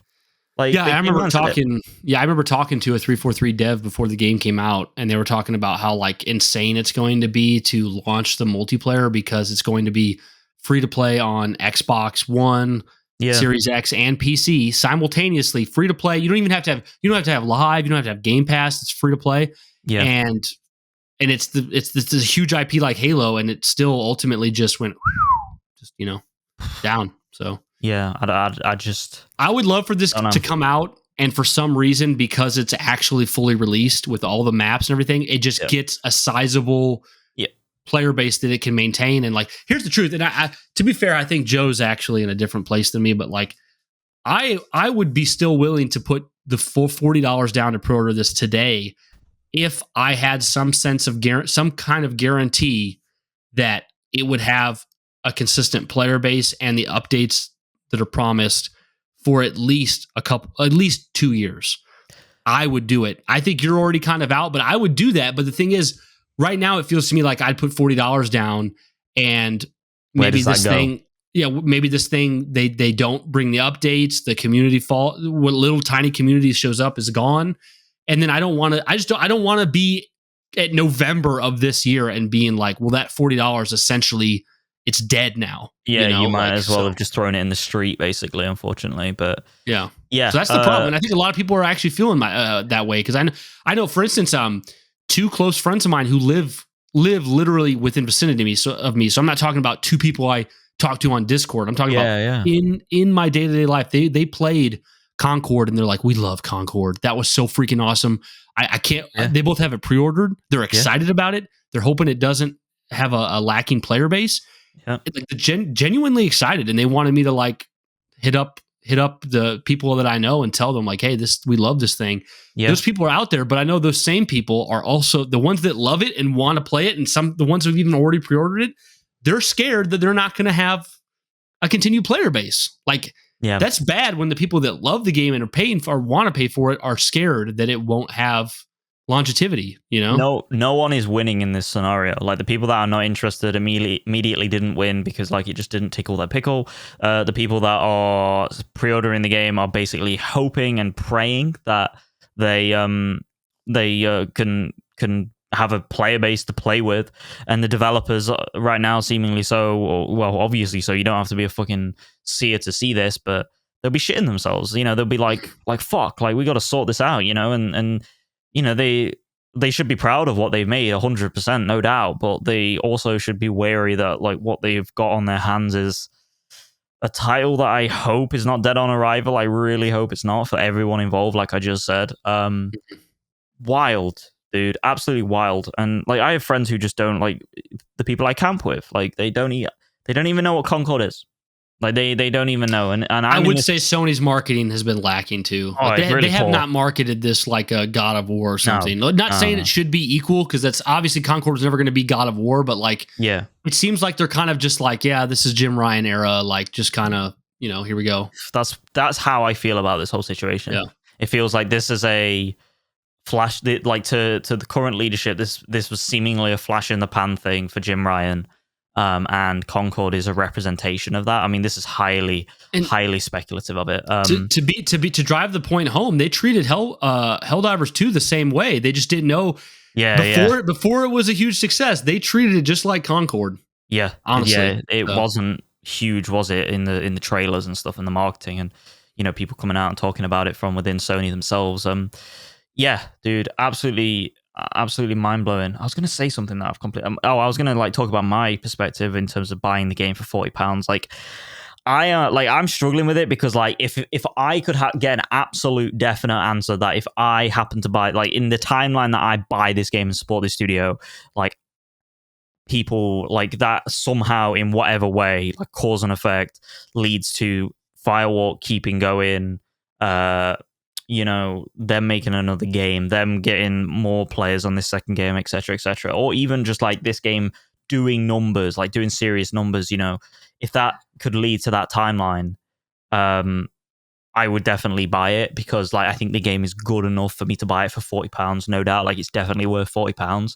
But like from a practical sense, I just don't see a reality where that happens. I really don't. And I am seriously like, I'm worried. Like I'm worried to like buy the game for like £40 and be like, well, that was a waste of money because now the game's dead 3 months out. Mm-hmm. Yeah, if it's any what's the word I'm looking for? Consolation. Yeah. If this came out as a $60 game in the 360 era, it would have been huge. Like people would have paid for it, had no problem. But like the industry has changed monumentally since then, and this game just doesn't fit the current industry like trends. Dude, this is not a time to be experimenting with big budget titles like this. Like Concord was clearly like an experiment from a studio that knew what they were doing, but from a publisher perspective, like for all intents and purposes, this game is, to me, Jim Ryan experimenting. That era of experimentation. Same with Helldivers, but the difference between Helldivers is it's lower budget, lower team members, less like barrier to entry, less budget. And it's on an older engine that's archaic and doesn't need to be crazy supported and stuff, and they just retrofitted it. And if Helldivers got like, I don't know, 50,000 people at launch, 100,000 people at launch, like per platform or whatever, like that's enough. Like that would have been enough, like on day one. But unfortunately for Concord, that is not the case. I feel like even if they got 50,000 people, 100,000 people playing at launch, I don't know how much that would be recouping the costs of the budget and stuff. Like I just, it seems like a really high budget title, like really, especially when they're going to be ongoing development of cutscenes and new heroes and new maps, and they're not going. I mean, there's going to be some cosmetic microtransactions, but like for the most part, the $40 is what they're depending on. That's a lot. The worst part, one of the worst things about this is like, I know like I'm gonna wake up to Concord launching whenever it does, and if they do, like if this happens, like, and it doesn't have a player base and it doesn't launch well, you're gonna have all the PlayStation studios like congratulating Firewalk on the launch, but people are just gonna know in the back of their head like, bro, like no one's playing your game. And that's really sad to me. Like that gives me no pleasure to say at all. Shame. Yeah, because it would be. I would love for it to be in a sense. You think you guys will get what I mean? I would love for it to be a sentiment of like, you turn this game on and it's like, these people did not know how to make a game. The shooting feels awful. The maps are uneven. And then just like, oh, and this game's broken. It's just like, well, they're trying to ship out a shit product. I want it to fail type deal. But it's like, no, this is a highly polished, obvious quality game from industry professionals that just doesn't tick enough of the boxes to make sense in the current industry. So the craziest thing about Concord is there are people out there, millions of people that would love to play this game. It's just that either A, they haven't had it marketed correctly to them, so they have no idea it's a thing.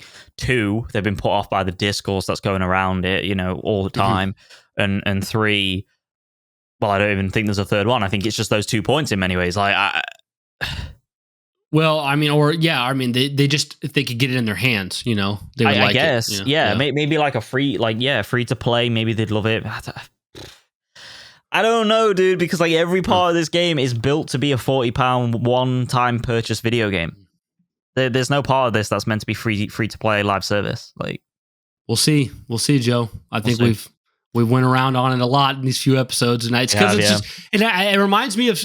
They're not similar at all, but I think you'll get what I mean after saying. It reminds me of Starfield, and that me and Joe just couldn't stop talking about Starfield because it was such a perplexing game, and that's the same thing with Concord. It's like it's so perplexing. And it's perplexing not in a way that like anything's necessarily bad. It's just in a like, why is this done this way, and why is this not hitting this way, and stuff like that. So, but anyways, Joe, moving over to what we've been playing. I started Ghost of Tsushima, and man, is that game phenomenal.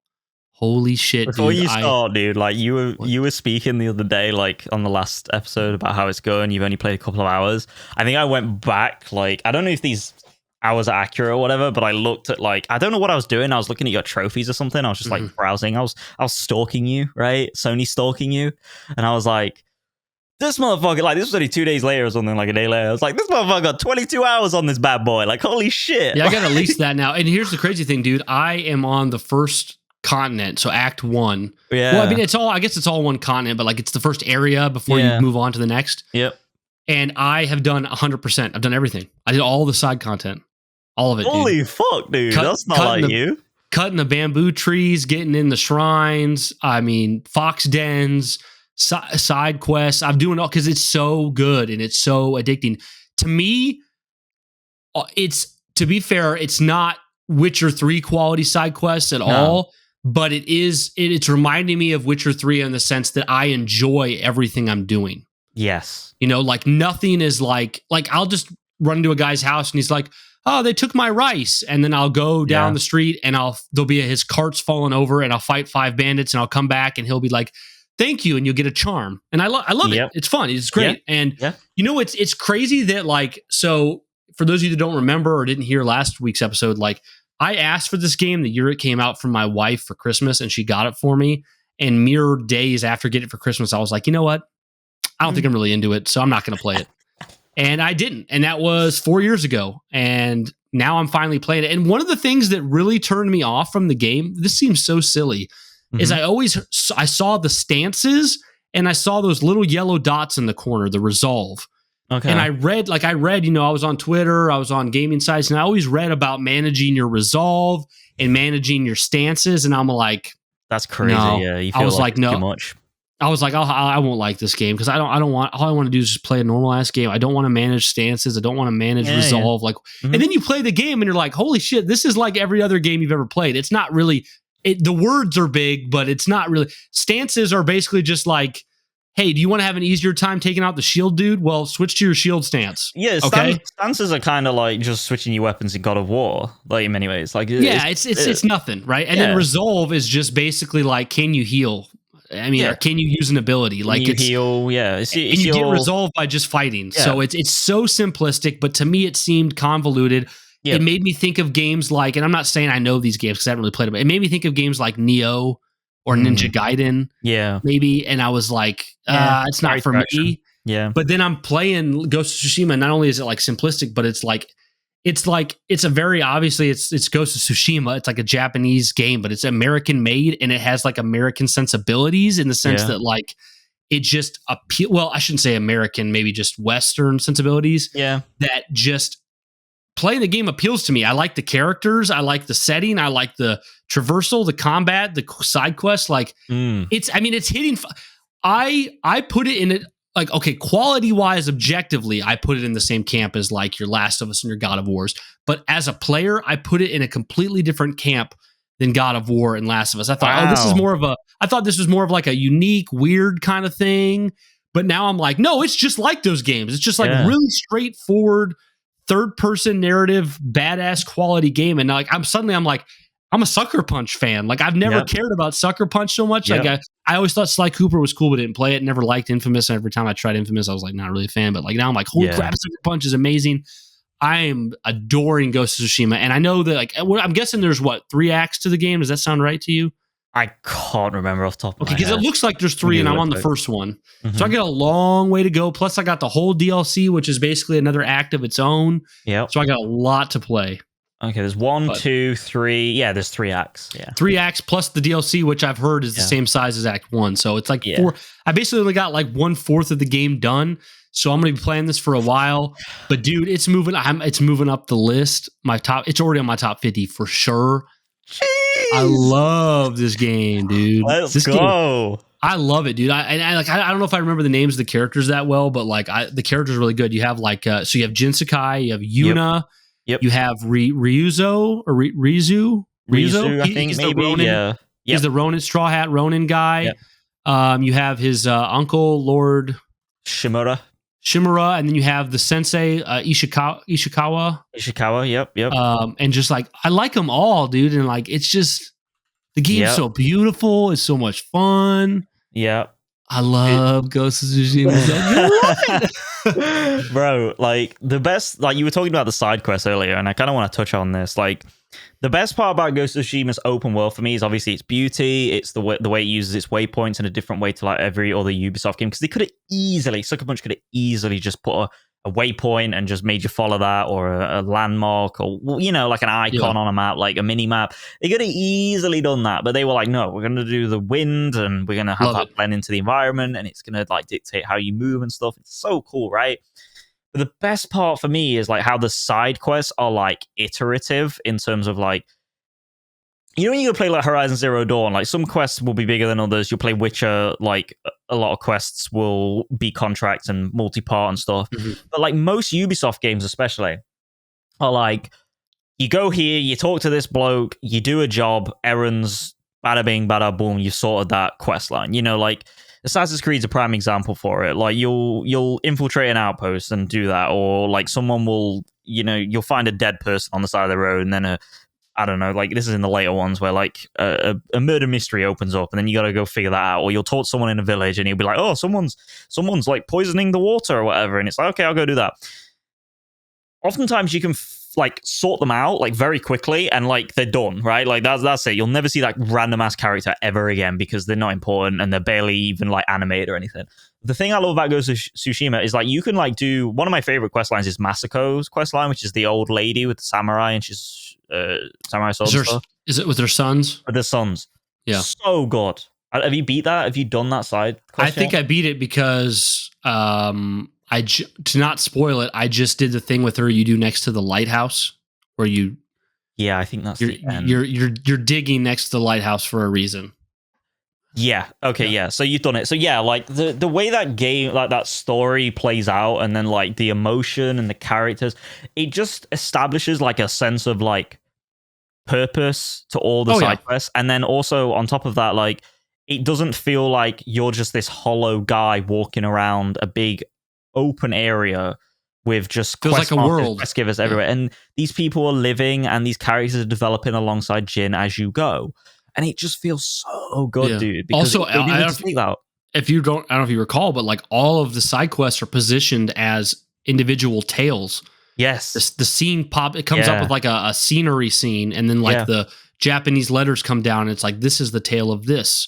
Dude. I mean, of course, if you do like a Fox Den, that's not a tale. But no, like, they're like the tertiary quest. But even like the Fox Den stuff, there's something about it that feels special because it's like, oh, there's this fox, and it's kind of like, what is this fox? Why is he leading me here? And he does this, he leads you over to a shrine and you pray at the shrine or whatever. And it's like, you do that 5 different times. And in some sense, it's like, I know this is like a copy paste kind of like side thing, but it's also like, well, it's a different fox. And there's something special about this fox and how he can lead me to shrines. What I think is funny too is like, and to me, it's really like, it's kind of cool in like a characteristic way, but like, they animated the fox weird. I don't know if you remember, but like when the fox has to like jump over stones or like across a stream. Yeah, he's a bit. It's like they didn't animate the full jump. He just kind of like jumps and then kind of just floats over to the rock. Like it's actually kind of like, in a sense, it's kind of poorly done, but like to me, it's so like kind of quirky. I like it, bro. He's a mythical fox. Don't worry about it, bro. Like, dude. So good. Like, what's your favorite stance as well? Like, do you have a favorite stance? Favorite stance? Well, because like I would have favorite stances so much that I would intentionally not use the stance best for the enemy that I'm fighting. Really? Okay. So I'm definitely the kind of guy who's just like switching the stance every second to get to the right thing. Yeah. As far as how cool he looks standing, it's either the basic sword one or the brute one where he's got the up the real shield high. Smashing one. Is it the shield? No, the shield smashing is separate from the brute one. The brute one's the last one you get. Moon stance. Yeah, I think I know what you mean. So moon stance or the sword, the basic one. Let me have a look at this. Oh yeah, I'm seeing it. Yeah, he like puts his arm back more. Yeah. Cool. Which one do you like the most? I like the spear one. Okay.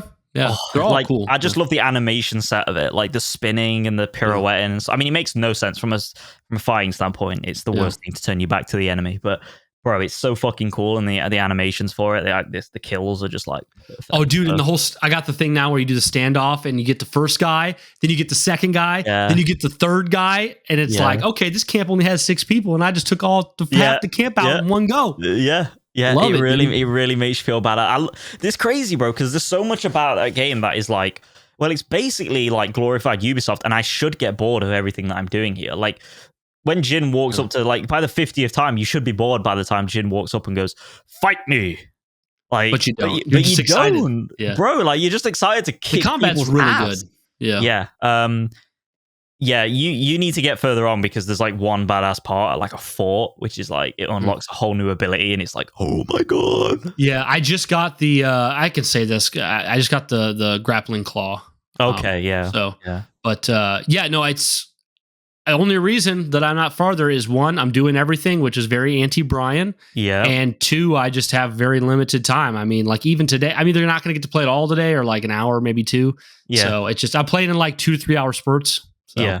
What do you think to the story then, like the actual narrative itself? I'm loving it so far. I mean, I really do. I mean, because it's this whole idea of like, this is Jin Sakai, a samurai who is supposed to follow this code and be honorable, but the continent is it. I'm really bad. Like my wife makes fun of me.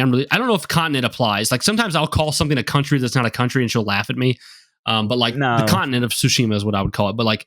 It's an archipelago, it says here. Okay, well, I'm probably not going to say islands. that word. It's still part. Yeah, it's still part of Japan. I don't necessarily think it is a country on its own. I think it's I'm sure it's not. So Tsushima though, Tsushima is so like completely screwed by the Mongols that it's this idea where Jin Sakai's like, if there's any chance I'm saving us, I'm gonna become a piece of shit. Well, as far as samurais go, like I'm going to become a piece of shit because I'm not going to be honorable. I'm going to assassinate shit. And then you're building this legacy and people are starting to call you the ghost. And you're like, oh man, that is so badass. The Ghost of Tsushima. That's like the title of the game, yo. It's really good. I love that they use the main bad guy is have you ever seen Night at the Museum, the movie? Yes. Attila the Hun. Attila the Hun, yeah. Like he's Attila the main Hun. Bad guy played Attila the Hun in Night at the Museum. It's crazy, dude. Yeah, dude. But I love the characters. I love the story. Also, what's really cool is I was like reading up on like the differences from real history. I'm guessing you either know this or you did know this and forgot. But like, did you know in the real events of the Mongols invading Tsushima, they lost almost immediately because their army was taken out by a hurricane. Storm. Which is crazy and which is cool. It's like for this game, they're like, we're gonna change it up. That's not what happens, but we're going to make Jin's sword represent the hurricane. Yes. Like, dude, that's so badass. Yeah, it's fucking cool. Like, so he's good. I can't believe it. It's so good, man. Bro, dude, like, it is so fucking badass. And then the ending, like, you're on their, all I'll say is you're on their ships and there's storms and shit. And it's like, I can totally see, like, Jin's history and legend because it's obviously dishonorable, like hypothetically, him falling by the wayside, going like never being recorded in history ever, and him being the reason, but they just attribute it to a storm. And it's like so neat, dude. Dude, it works. So dude. Freaking cool, bro. The game is just. I love that. Did you know that the weather in the game changes on how much you assassinate people? Did you know that? Really? If you are constantly being dishonorable, the weather gets worse. Like permanently? Like I don't in know. The moment, maybe short term. Well, like it'll rain more, it'll storm more if you're being dishonorable. That's really cool. I didn't know that. Like that's because I read that's like their version of like Infamous's morality system because they weren't going to do a morality system. But it's like, well, we have this where if you're being more dishonorable, plus you get like I think there's some differences in cutscenes if you're more dishonorable, right? I can't remember to be honest. I played. When did it come out? 2020. 2020. Yeah, it's been 4 years since I last played it. This was the game that like everyone wanted Last of Us 2, and then the game everyone talked about instead was Ghost of Tsushima, but Last of Us 2 won Game of the Year. So yeah. So Tsushima should have won that motherfucker. But you have this in your top 50, right? Yeah, it's in the teens, dude. I think, of my top 50. It's a gorgeous video game, and it just, like the thing is, bro, is it never lets up. Like the craziest thing about it is it never lets up. It's like so good. You get to the end, and you just sit, like you just lean back in your chair, and you're like grown man tears, and you're like, I can't believe I waited this long. I guess the only benefit is when I beat it, I'll probably have less than 2 years till the sequel, where everyone else is just like, oh my gosh, it's been an eternity. You know, it'd be cool. I'd like to see you play the DLC so we both have something fresh. The I want to whole replay the island. game again, dude. Like, Yeah. honestly, because it's such a beautifully made game from start to finish. And Yeah. Sucker Punch, just like, who hurt them? Who hurt Sucker Punch before? I mean, Infamous did, but who hurt Sucker Punch to make them make such a fucking game, dude? Like, they were like, right, let's go. I told you earlier, and I'm totally caught in the hype. I could completely go back on this in just a couple weeks, but like, I feel like this is my favorite Sony first party IP now. Really? Like game, like first party game. I think so. I think I like it more. I'm trying to think if I'm forgetting something because like Final Fantasy VII is not first party. Yeah. I love God of War and Last of Us, but I'm thinking I'm going to like Ghost of Tsushima more. It's wild, dude. Like obviously Horizon. Fuck Horizon. Spider-Man's great, but I'm not a huge Spider-Man guy, you know? Yeah, so like, I'm an idiot. No. What you got? There's zero chance Ghost of Tsushima past Bloodborne. Zero chance. Sorry. Okay. Bloodborne's my number one no matter what, but this could be number two. So fair enough. Yeah, I just adore Bloodborne. But all right, dude, what have you been playing? Actually, I've been playing a little bit of Elden Ring DLC, Brian. Okay, how much have you played? Like an hour or like 10 hours? I think I probably played like 4 or 5 hours of it. Okay. I can't remember what I actually did now off the top of my head. I kind of wandered around. I collected like the map fragments because I was talking about how last time I was wandering around the map just based on sight. I completely forgot that you meant to pick up the map fragments. So I went and did that. And I also went back and sorted out Renala. I went back into the main game. Yeah, because you rushed through it because you had to replay. Yeah, I went back quickly. Like, took me like half an hour to kill Renala. Like, to get to Renala because you have to go get the key and everything from the dragon and stuff, and go to the Hogwarts and stuff. And so I ran through her castle, and I just wanted the option to respec because I'm wanting to respec soon, like reset my character, and because I kind of want like a stronger bleed build. Mm-hmm. In all honesty, the build I've got right now is very archaic and it's not maximizing my potential in the DLC. It's doing fine. It's just that it just doesn't do as much damage as I possibly could. So I did that, and then I went back into the DLC after that, and I basically wandered around, and I went to there's a place in the game where it's like an underwater city. It's like flooded. And I've seen gameplay later on, so you can actually drain that water and then fight the monsters underneath. I've seen that. Yep. And I basically got to the bull guy or the boar guy who charges you from the tree line. What's his name? Commander... Oh, N. Starts with an N, doesn't it? I don't know. Commander Nile is the main character one. Is it Nile or is that the main game one? His name, dude. He's riding like a boar, though, isn't he? Yeah, and let me Google it. Hang on. Boar guy, Elden Ring. Let's have a look. What's it? Commander Gaius. Gaius. Okay. Yeah, Nail's the other one from the main game. Holy fucking... No summons. Holy fucking shit did I get my fucking ass pushed in by this guy. How many Shadow Tree fragments do you have? 6. Yeah, you should probably have more. But... Yeah, so I was like, bro, I was getting my fucking ass beat. I was like... if anyone has seen, like, this is a meme on Instagram, but like anytime you see an Elden Ring DLC fucking meme back in the day when like the DLC came out and stuff like that, like it's not so common anymore, but if it's on your reels, you'll know what I'm talking about. There's like a voiceover that happens that people put to their gameplay of like this boss and like various other bosses, the end boss and stuff. It's like, I'm meant to be playing an RPG. What role am I playing? The fucking victim? And I'm not kidding, bro. I'm not kidding, bro. I felt like a fucking victim. Like, dude, I was getting my shit kicked in. Now, I don't know what this... Because obviously I suck at these games, so I don't know what this tells you. But, like, when I fought him, I was at, like, 16 Shadow Tree fragments. 16 with summons. And took me 15 to 20 tries. Yeah. Yeah, I died about 10 times, and I was like... I ain't doing shit all for damage. This boar is kicking my shit in. I'm going. He just rams you nonstop. He just rams you. There's no down. The thing with a lot of the DLC bosses I found with Elden Ring is they just fucking don't stop. There's no downtime. They need to chill out, bro. Like, I think it takes a bit of the fun away, personally. I think it's I think...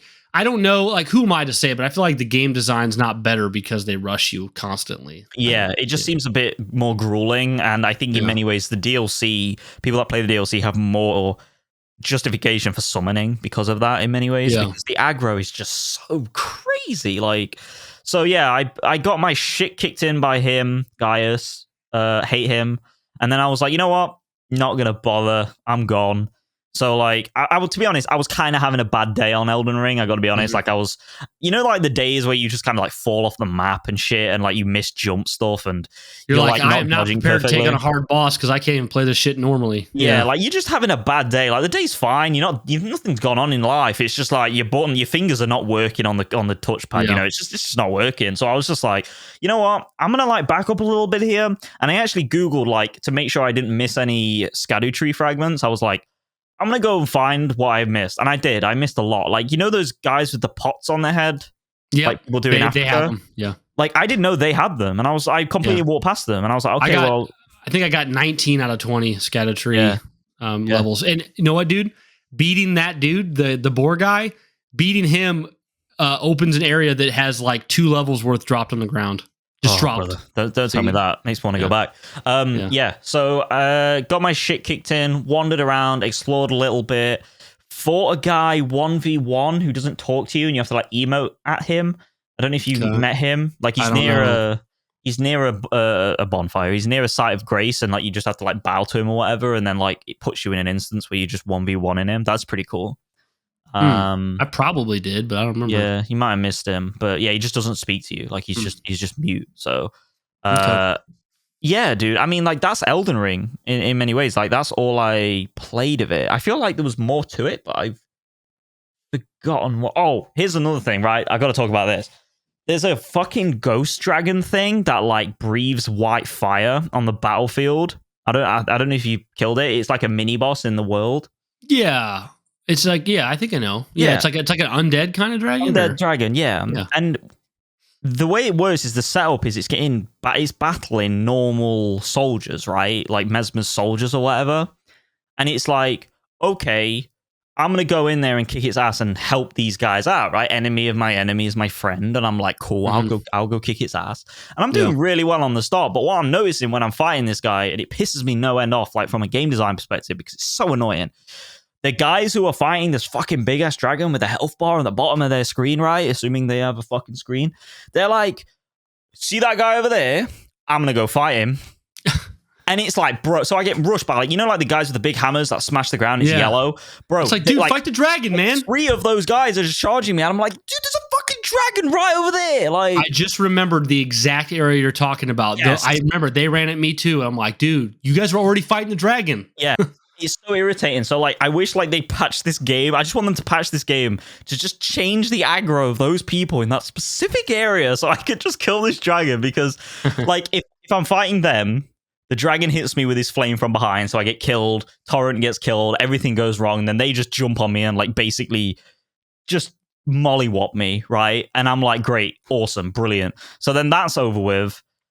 But then if I'm fighting the dragon, they're chasing me, and it's like, guys, come on, like, dude, I got a feeling you won't listen to me, but like, I feel like what you really need to do is get out a guide and find the majority of the Shadow Tree fragments, because they just made the game. Like, I know that you can do an infinite amount of things to make the game more challenging for yourself, but they've just made this as a huge like taxation to your character that you need to repair. Yeah, 100%. Yeah, I'm not ashamed to say, and I no shame saying this, like I am pulling up a where is all the Scadu tree fragment things, like a map. Even if you were like level 12, that's a whole different story than 6. Yeah, 6 is bad. Yeah, 100%. So I'm just kind of, I will go back to it, but since, like I said before, since it's my stream game, I only play on stream, and since I don't stream very often, I don't play very often. But have I played much of Jedi Survivor? I have. So after doing the Lucre Hulk mission, which is like this big circular metal ball in the sky, I returned to Kobo,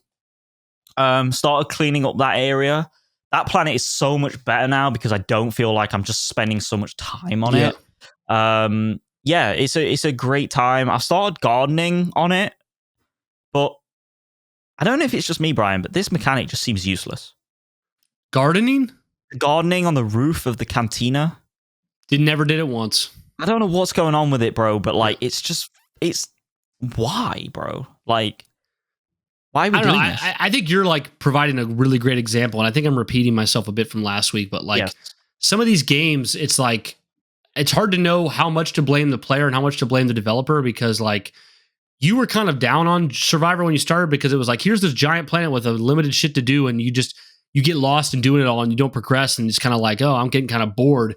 The same thing happened in Dragon Age Inquisition with the Hinterlands. Like people just spent 20 hours doing shit that sucked and no progression. It's like, okay, on one hand, it's like you can blame the gamer for like not having the foresight to just kind of move on and not be OCD about clearing an area. But at the same time, like as a developer, shouldn't you have a good way of guiding the player and saying like, hey, this isn't going to be fun if you do this way? Like, because like you've seen to some degree already, like all they have to do is basically just gate off stuff. Just be like, oh yeah, all this stuff on this planet, you can't do it yet. And then you can move on, come back to it later. Yeah. Or like immediately take me off the planet.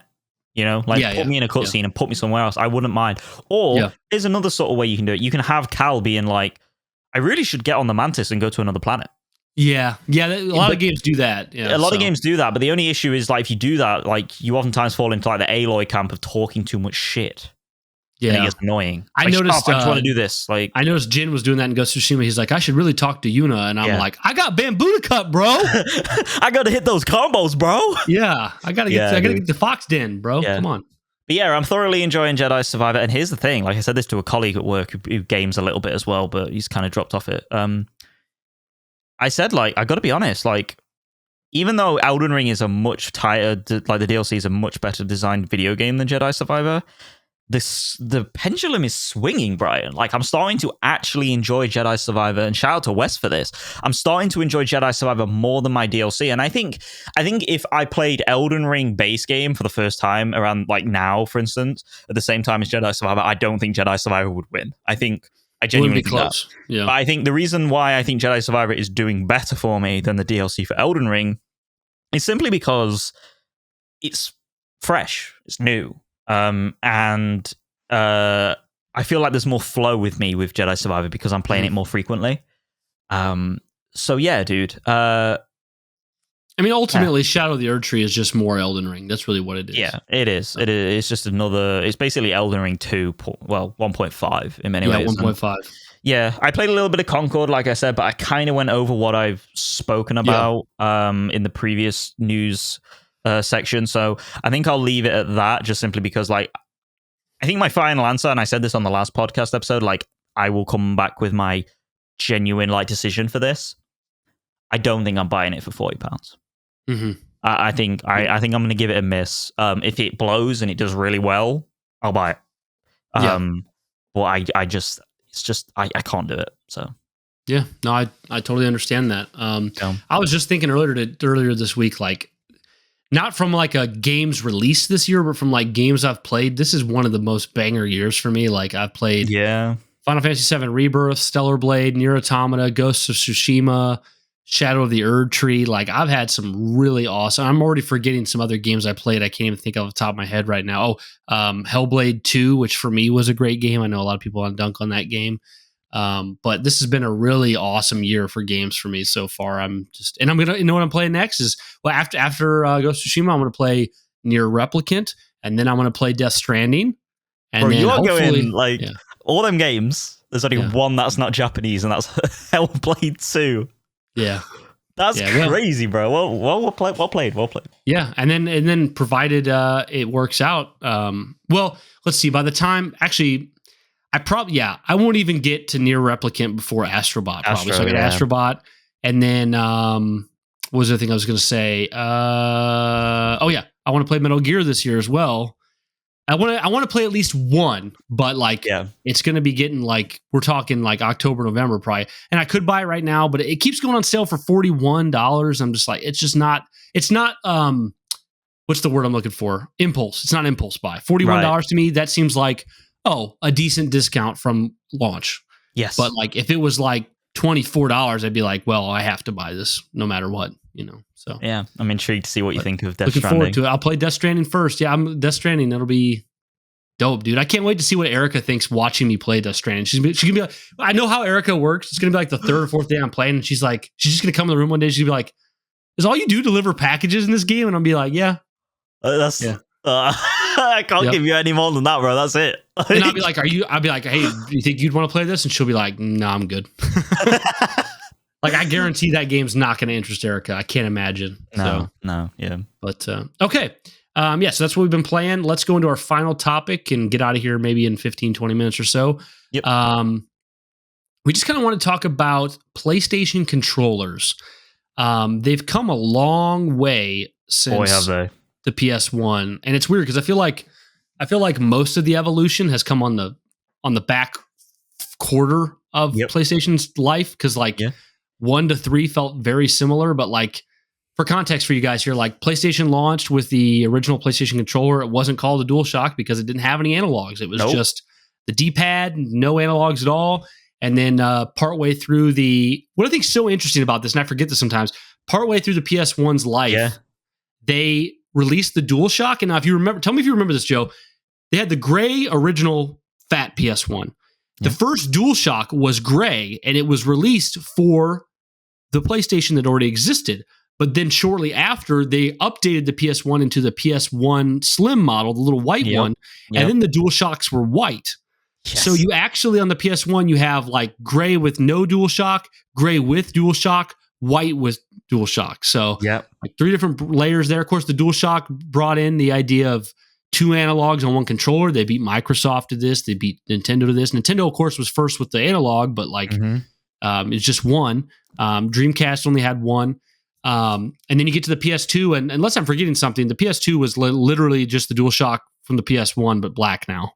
There's no difference at all. Yeah, I don't think it was. No, I don't think there was any difference. I don't think there's a single difference. It was just black. No. Then you get to the PS3, and the PS3 launches with the DualShock 3, which has no rumble in the controller. They removed the rumble, and they added the 6-axis, something they thought would be a huge part of the PlayStation 3 that ended up being just a passing fad that people mostly forget even existed. So when you got to PS3 at launch, it had the 6-axis where, the Wii was the typical, like, swing the remote around and do stuff. But the 6-axis was like, you hold the controller like normal and use buttons, but you can rotate the controller and move the controller up and down and like fly your dragon and layer. We kind of talked about layer like last week or whatever. So like DualShock 3 was still pretty much the same controller as the first 2 consoles with no rumble with the 6-axis. Then you get, and I'm going to pass it over to Joe soon. Then you get to the PS4 and you get the DualShock 4, which to me felt at the time like the ultimate PlayStation controller. I was like, I love this thing. It was like, it felt better in my hands. My hands fit better. It felt better build quality. It had the touchpad. I just liked the quality and the grip of it overall. I thought that the PS4 controller was a legitimately good controller and a really big step up from the prior 3 consoles. And then you get to the PlayStation 5 where Sony just said, hold my beer, and they just went all out. The PS5 has the beefy, ergonomic feel of like what people said they liked in an Xbox controller, but still with the design you expect of a DualShock. So it's this nice, thick, chunky boy. It's still got that touchscreen. It's removed that annoying light bar that was on the PS4. It's added these adaptive triggers and just these different features where, like, in Astrobot, they have these rumble features where you can feel like there's little Astrobots in your controller. You can move blow around. into it. You can blow into it. So Get a blow job. the PS5 DualSense, and they even changed it. It's not the DualShock anymore. Now it's the DualSense. I heard somebody say DualSense 4 on the PS4 the other day, and I was like, that's weird. Like that was a DualShock. Stop it. But I think we're probably pretty much in agreement here that like the PS5 is the culmination, is the ultimate controller of PlayStation. And finally, for me, like, I have never once, Joe's showing it off here. He's showing off his DualShock or his DualSense 5. It's not called DualSense 5. 4. It's the DualSense 4, bro. Come on. It's just the DualSense. Yeah. But this is the first PlayStation controller where I actually asked myself, I'm like, do I like Xbox controller more? Because I've always liked Xbox more, the controller. Yeah. But now I'm like, I don't know. Sometimes I kind of think I like using my DualSense more. I know there's still this great ergonomic feel to Xbox, but the thing about the Xbox controller is it feels like the Xbox controller feels cheaper to me. It does not feel as premium as the PS5. But ultimately, before we kind of go back and forth here and let Joe share his opinion, I just think there's been a great evolution of these controllers. Joe's now showing off the Xbox and the PlayStation controller. This is the Series S. Series S controller, yeah. But horrible. What do you think, Joe? Like, are any of the PlayStation controllers bad to you? Did you start with was your first experience with the DualShock, or did you have the one without the DualShock? Take us through it a little bit. So I never had the PlayStation 1 dual analog controller. You only had the one without it? Yep. I had to suffer through D-pad only. The D-pad. And when I got my PS1, which was my uncle's PS1, and I played with him, it was like at the time the PS2 was out, right? Like, and it was just kind of like when I played the PS1, it was like, how do I do this? As a kid, I was like, what is this arrow thing? What is going on? Why am I in like not a binary way of moving? Because that means there's only two ways of moving, but it's like a quad way of moving. And it was so weird, but like, I was like, this is kind of cool. I also, there's like in my brain, it's been a long time since I've had an original PlayStation controller. In my brain, there's like this feeling of true discomfort with the original PlayStation controller, because like you kind of had to like press the D-pad in a way that was antithetical to what my hands wanted to do, because like your hands naturally want to sit on the sticks, right? Like but they're not there. But they're not there, right? So I was like trying to press this, like you kind of have to like maneuver your hand around in a weird way. And at the time, it doesn't bother me, but I remember picking it up when I got bigger hands as I grew up. The controller's really small, and PlayStation's controllers in general have been really small for ages. The time when they really boosted up was the DualShock 4. Like, that was the point when it was like, okay, it's actually the size of a controller that an adult would hold. It's like the PS4 controller started going to the gym, like the PS5 controller finished being at the gym. Yes. Like, it came out and it was like, whoa. Yeah, going on, guys. I'm built now. Yeah, I'm built like different. They didn't take steroids till after the PS4 controller, and now this is where they got on that David Goggins grind set, bro. But mind blown. I mean, like I just looked up the white PS1 Slim controller, Brian. The PS1 Slim actually has a TV with it. Do you remember that? Yeah, that was an option you could get, but I mean, I never had that. I just had the one without the screen. But yeah, it was the LCD screen. Yeah, attached, that's weird. I never had that. That's so fucking cool. I wonder how much they go for nowadays. But yeah, fuck your PS1 classic. Imagine playing like an old PS1, like playing like Metal Gear on that little screen. Yeah, bro, that would go so hard, dude. Because like, cool. It doesn't look that big. Like you could put it in your backpack and like. I think it's 5 inches. The screen's 5 inches. I think. That's fine. That's less than your phone, though, which is wild. That's what I'm saying. Like, it'll be good. But dude. So I never tried the dual analog controller for the original PlayStation. Okay, but you did PS2, and it was exactly the same. Yeah, like I don't. Yeah. Well, here's the thing. So like, I've got an IGN article here up of evolution of PlayStation controllers, and it says for the DualShock 2 it was released alongside the PlayStation 2 in 2000. So by the time I started playing games, obviously it was there in my hands, and was similar to the original DualShock bar. A few custom changes, a more square connector, and analog buttons that were pressure sensitive. So really, by and large, it didn't have much going on. Was improved. But it was improved slightly. You know, like the pressure sensitive analog buttons is really, really dope. I mean, a more square connector, like, okay. But yeah, that was when that was where I spent most of my like formative gaming years playing on the PlayStation 2, Ratchet and Clank 1, Ratchet and Clank 2. Absolutely love that controller. And again, like as a kid, it's weird because like I recently picked up a PlayStation 3 controller, which is like the same form factor as a PlayStation 2 controller by and large. And it feels horrible. It's horrible. Yeah. It's horrible. Like I think I could get used to it. But like my dad plays the PS3 because he's not bothered about like, you know, all that stuff, all the modern stuff. It's just it's a console to him. Like he plays the original Sniper Elite V2 on there and the original Call of Duties that were on there in the 7th generation stuff. And I picked it up and I was like, oh, like why is it so tacky? Like that's the word I'd use, like tacky. And they went through a whole era of tacky controllers in many ways for a long period of time. And for my memory and for my money's worth, like the N64 was very similar in that regard, right? Like it was not very pristine of a controller, the 64. No, it felt like a toy.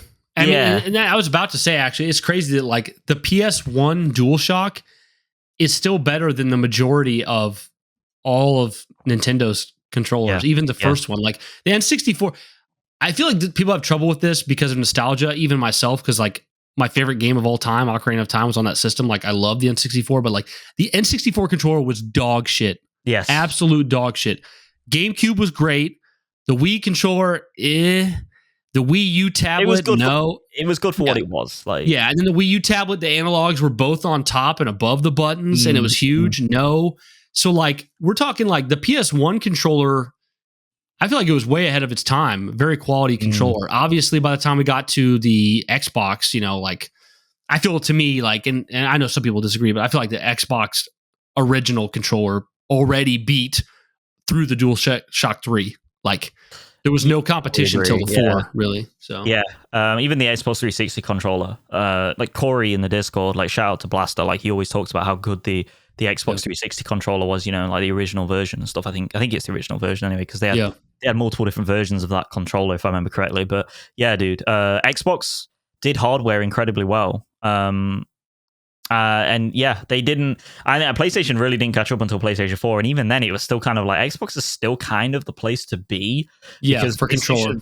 Yeah, DualShock 4 kind of relied a little bit too much, in my opinion, on like that touchpad in many ways, like the gimmicky like feature set. For my money, like to double on what you say, I think the PlayStation 5 is by and large the best controller that's ever been made.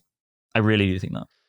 I can't disagree with you. Like I have such a nostalgia for the Xbox controller, and like the Xbox controller has predominantly been the best controller in my life, most of my life. Yep. But I don't know, dude. I just the DualSense is so good, and like I used to be one of those people who was like, oh, the analog sticks being separate, like one up top and one below, is always better. But like when I play the DualSense, dude, it never even occurs to me that they're side by side. They it's great. So so I don't like, know. I think if you twisted my arm right now and put a gun to my head, like I probably would pick the PS5 DualSense. Yeah, I think there is an element of like picking what you're used to. In all honesty, moving from the PS4 to the PS5 was a natural evolution for me personally. Since I played. Like, I didn't really play much Xbox One towards at all. I didn't play any Xbox One towards the latter portion of that generation, of the 8th generation. And so moving straight to this white controller from the black one, the black DualShock 4, was like perfect for me. And I just felt it's better laid out in terms of like the sticks are a little bit more like, I don't know how you would describe it, but if you look at a picture or you look at like a DualShock 4, like the sticks drop a bit lower on the pad and stuff like that. The D-pad's like more tightly refined in many ways. It doesn't like stem out so much. It feels like there's more real estate pushed in like for these buttons themselves, as opposed to again, the touchpad has less emphasis. Things like the adaptive controllers are so fucking cool. I honestly think like this touchpad and the feature set that comes with it, in all honesty, I sound like I'm selling it here. Like I sound like I'm Mark Burney right now, but I think the feature set that comes with this controller, that is, in my opinion, developers need to utilize this fucking shit more, because it is so fucking cool when it works. I mean, yes, it's gimmicky to play like Astrobot's Playroom and stuff like that, but if you fucking play that game, like you realize how good this fucking controller is, and that can be applied to so many cool puzzle games in the future. Even Ghost of Tsushima, I swipe it for the win to show me which way to go. Like it's, I mean, you could call that a gimmick, but it doesn't bother me at all. It's like a button. Yeah. Yes. Like, I mean, they could have gone one step further. I'm just thinking of that. Like, let's talk about Ghost of Tsushima. Imagine like for the win, like you literally could go and blow into the controller. Yeah. How cool would that be, dude? Nintendo would have done it. Nintendo would have done it. But yeah, developers need to start making use of this controller more, because like just as an optional feature, it doesn't have to be mandatory. It's not like the good thing about sensory controls on a controller. Again, I'm really sounding like I'm trying to sell this thing to you. Like, you can do multiple things with a sensory control. You know what I'm saying? Like, if like a button is a button, it's in many ways it's binary. Like I press square. But like if Ghost of Tsushima, like you could have the swipe to do the wind, but you could also have the blow of the player to do the wind, and you could have both.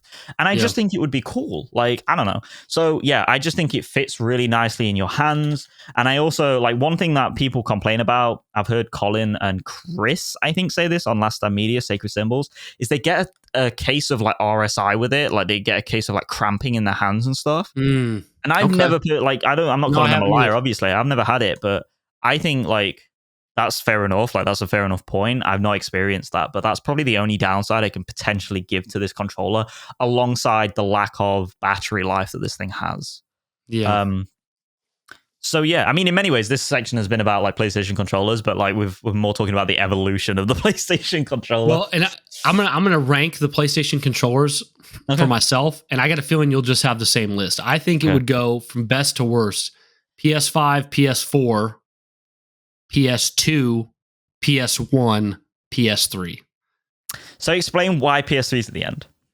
Well, because I'm going off how it launched. It had no rumble and a heavy emphasis on 6-axis. Yeah. I would But probably... you could say that like the pressure sensitive buttons were on PS3, but not on PS1. Yeah. So the thing I would say is that I think that the PS3 comes just above the PS1, below the PS2. So PS5, PS4, PS2, PS3, PS1. Just simply because in my brain, like I said earlier, the idea of cramping and pain in my hands from playing on the controller of the PS1 with no... Well, I meant the PS1 with the DualShock. Well, I never used it, so I can't speak on it. Okay, well, it was just the PS2, different color, basically. But no, if we're going to go off like the one without the analogs, that is the worst. I feel like we have to, right? Because like if we go with the PS1, yeah. Oh, and you know what? To be fair, you're right, because I criticized the PS3 for launching without Rumble and stuff. Yeah. So PS1's the worst. But then PS3 would be second worst. But the thing is, but for me though, I can see a real argument for like someone liking the PS4 controller more than the 5. Like for me, it's the 5, but I can see it. Yeah, the 4's got like the 4. I think my wife likes the 4 better. Actually, it's for smaller, smaller hands, maybe. 100%. Yeah, definitely. Are we going to give honorable mentions to the Boomerang and the PlayStation Move controllers? Well, the PlayStation Move was a fad, but luckily they were able to integrate them with the VR, which the first VR was successful enough to warrant a second one. At least there's that. I've never once even touched a PlayStation Move controller, so I don't even know what it feels like. And then, the Boomerang controller, for those of you who don't know, like you can look it up online. I mean, a lot of people have probably already seen it, but it was like a lime green kind of controller, maybe not lime green, but like a metallic green. And it basically looked like a boomerang, but it was the PS3 controller. It was like a prototype, but they didn't end up going with it. Thank God. But yeah, no, it's, I love the PlayStation controller. Yeah. It's crazy. Xbox kind of got it so right away that they haven't been able to evolve that much. Like obviously there is huge improvements, but like, if you hold an Xbox original controller and then you hold an Xbox Series X controller, it's going to feel pretty similar. If you hold a PS1 controller with no analogs and you hold the DualSense, you're like, holy shit. Like what happened here? Yeah. I can still feel like the plasticky nature of the PS1 controller. I can still feel like that. I can like in my head right now, closing my eyes, I can picture like the loose buttons on the DualShock 3. Like and just how like loose it all feels. Like to me, the DualShock 3 feels like it's holding on for dear life. Like all the buttons, if you turned it upside down, all the buttons would fall out. They don't, thankfully. But when you feel it and when you first put your hands on it, it's like, ooh, this feels like they haven't fucking done any like it doesn't feel like a tightly designed controller. It feels like there's so much gap in between all the bits inside. It's weird. Did you know that the PlayStation Portal? The analog, it's everyone says it's like it's the PS5 controller broken in half with the screen in the middle. That's true, but the analogs are actually like 30% smaller. Really? Yeah, they're smaller analogs for the Portal, so that's different. What'd you think of the PSP nub and the PS Vita's back touchscreen? Because what was your experience with those? So I think the back touchscreen on the Vita was kind of like whatever. In all honesty. Again, the PS Vita is like loads of cool concepts, just not utilized at all. And the back touch of that was just like, okay, whatever. It's there. Like, it's there, it's whatever. It was kind of like the touchpad for the PS4 in many ways. The PSP nub, never even. You mean like the analog side of it? Yeah. Like, because it's not an analog really. It's more of a nub. Yeah. Horrible. Really? Horrible. Yeah, like I never had a PSP. Like, wait, you never had a PSP? No. Oh wow, dude! I had a Vita. Vita briefly, but no, not a PSP. It's weird because I'd say the Vita's a better console, but like it has less games or whatever. But the joystick or whatever, the knob as you call it on the PSP, like I remember getting serious carpal tunnel from that. Like I remember playing Need for Speed games on there, and like my thumb, because you would be pushing further than it goes. Yeah. Just like naturally because the PSP is small. Yep. And like because you're pushing more than the joystick goes, the strain on your thumb would hurt.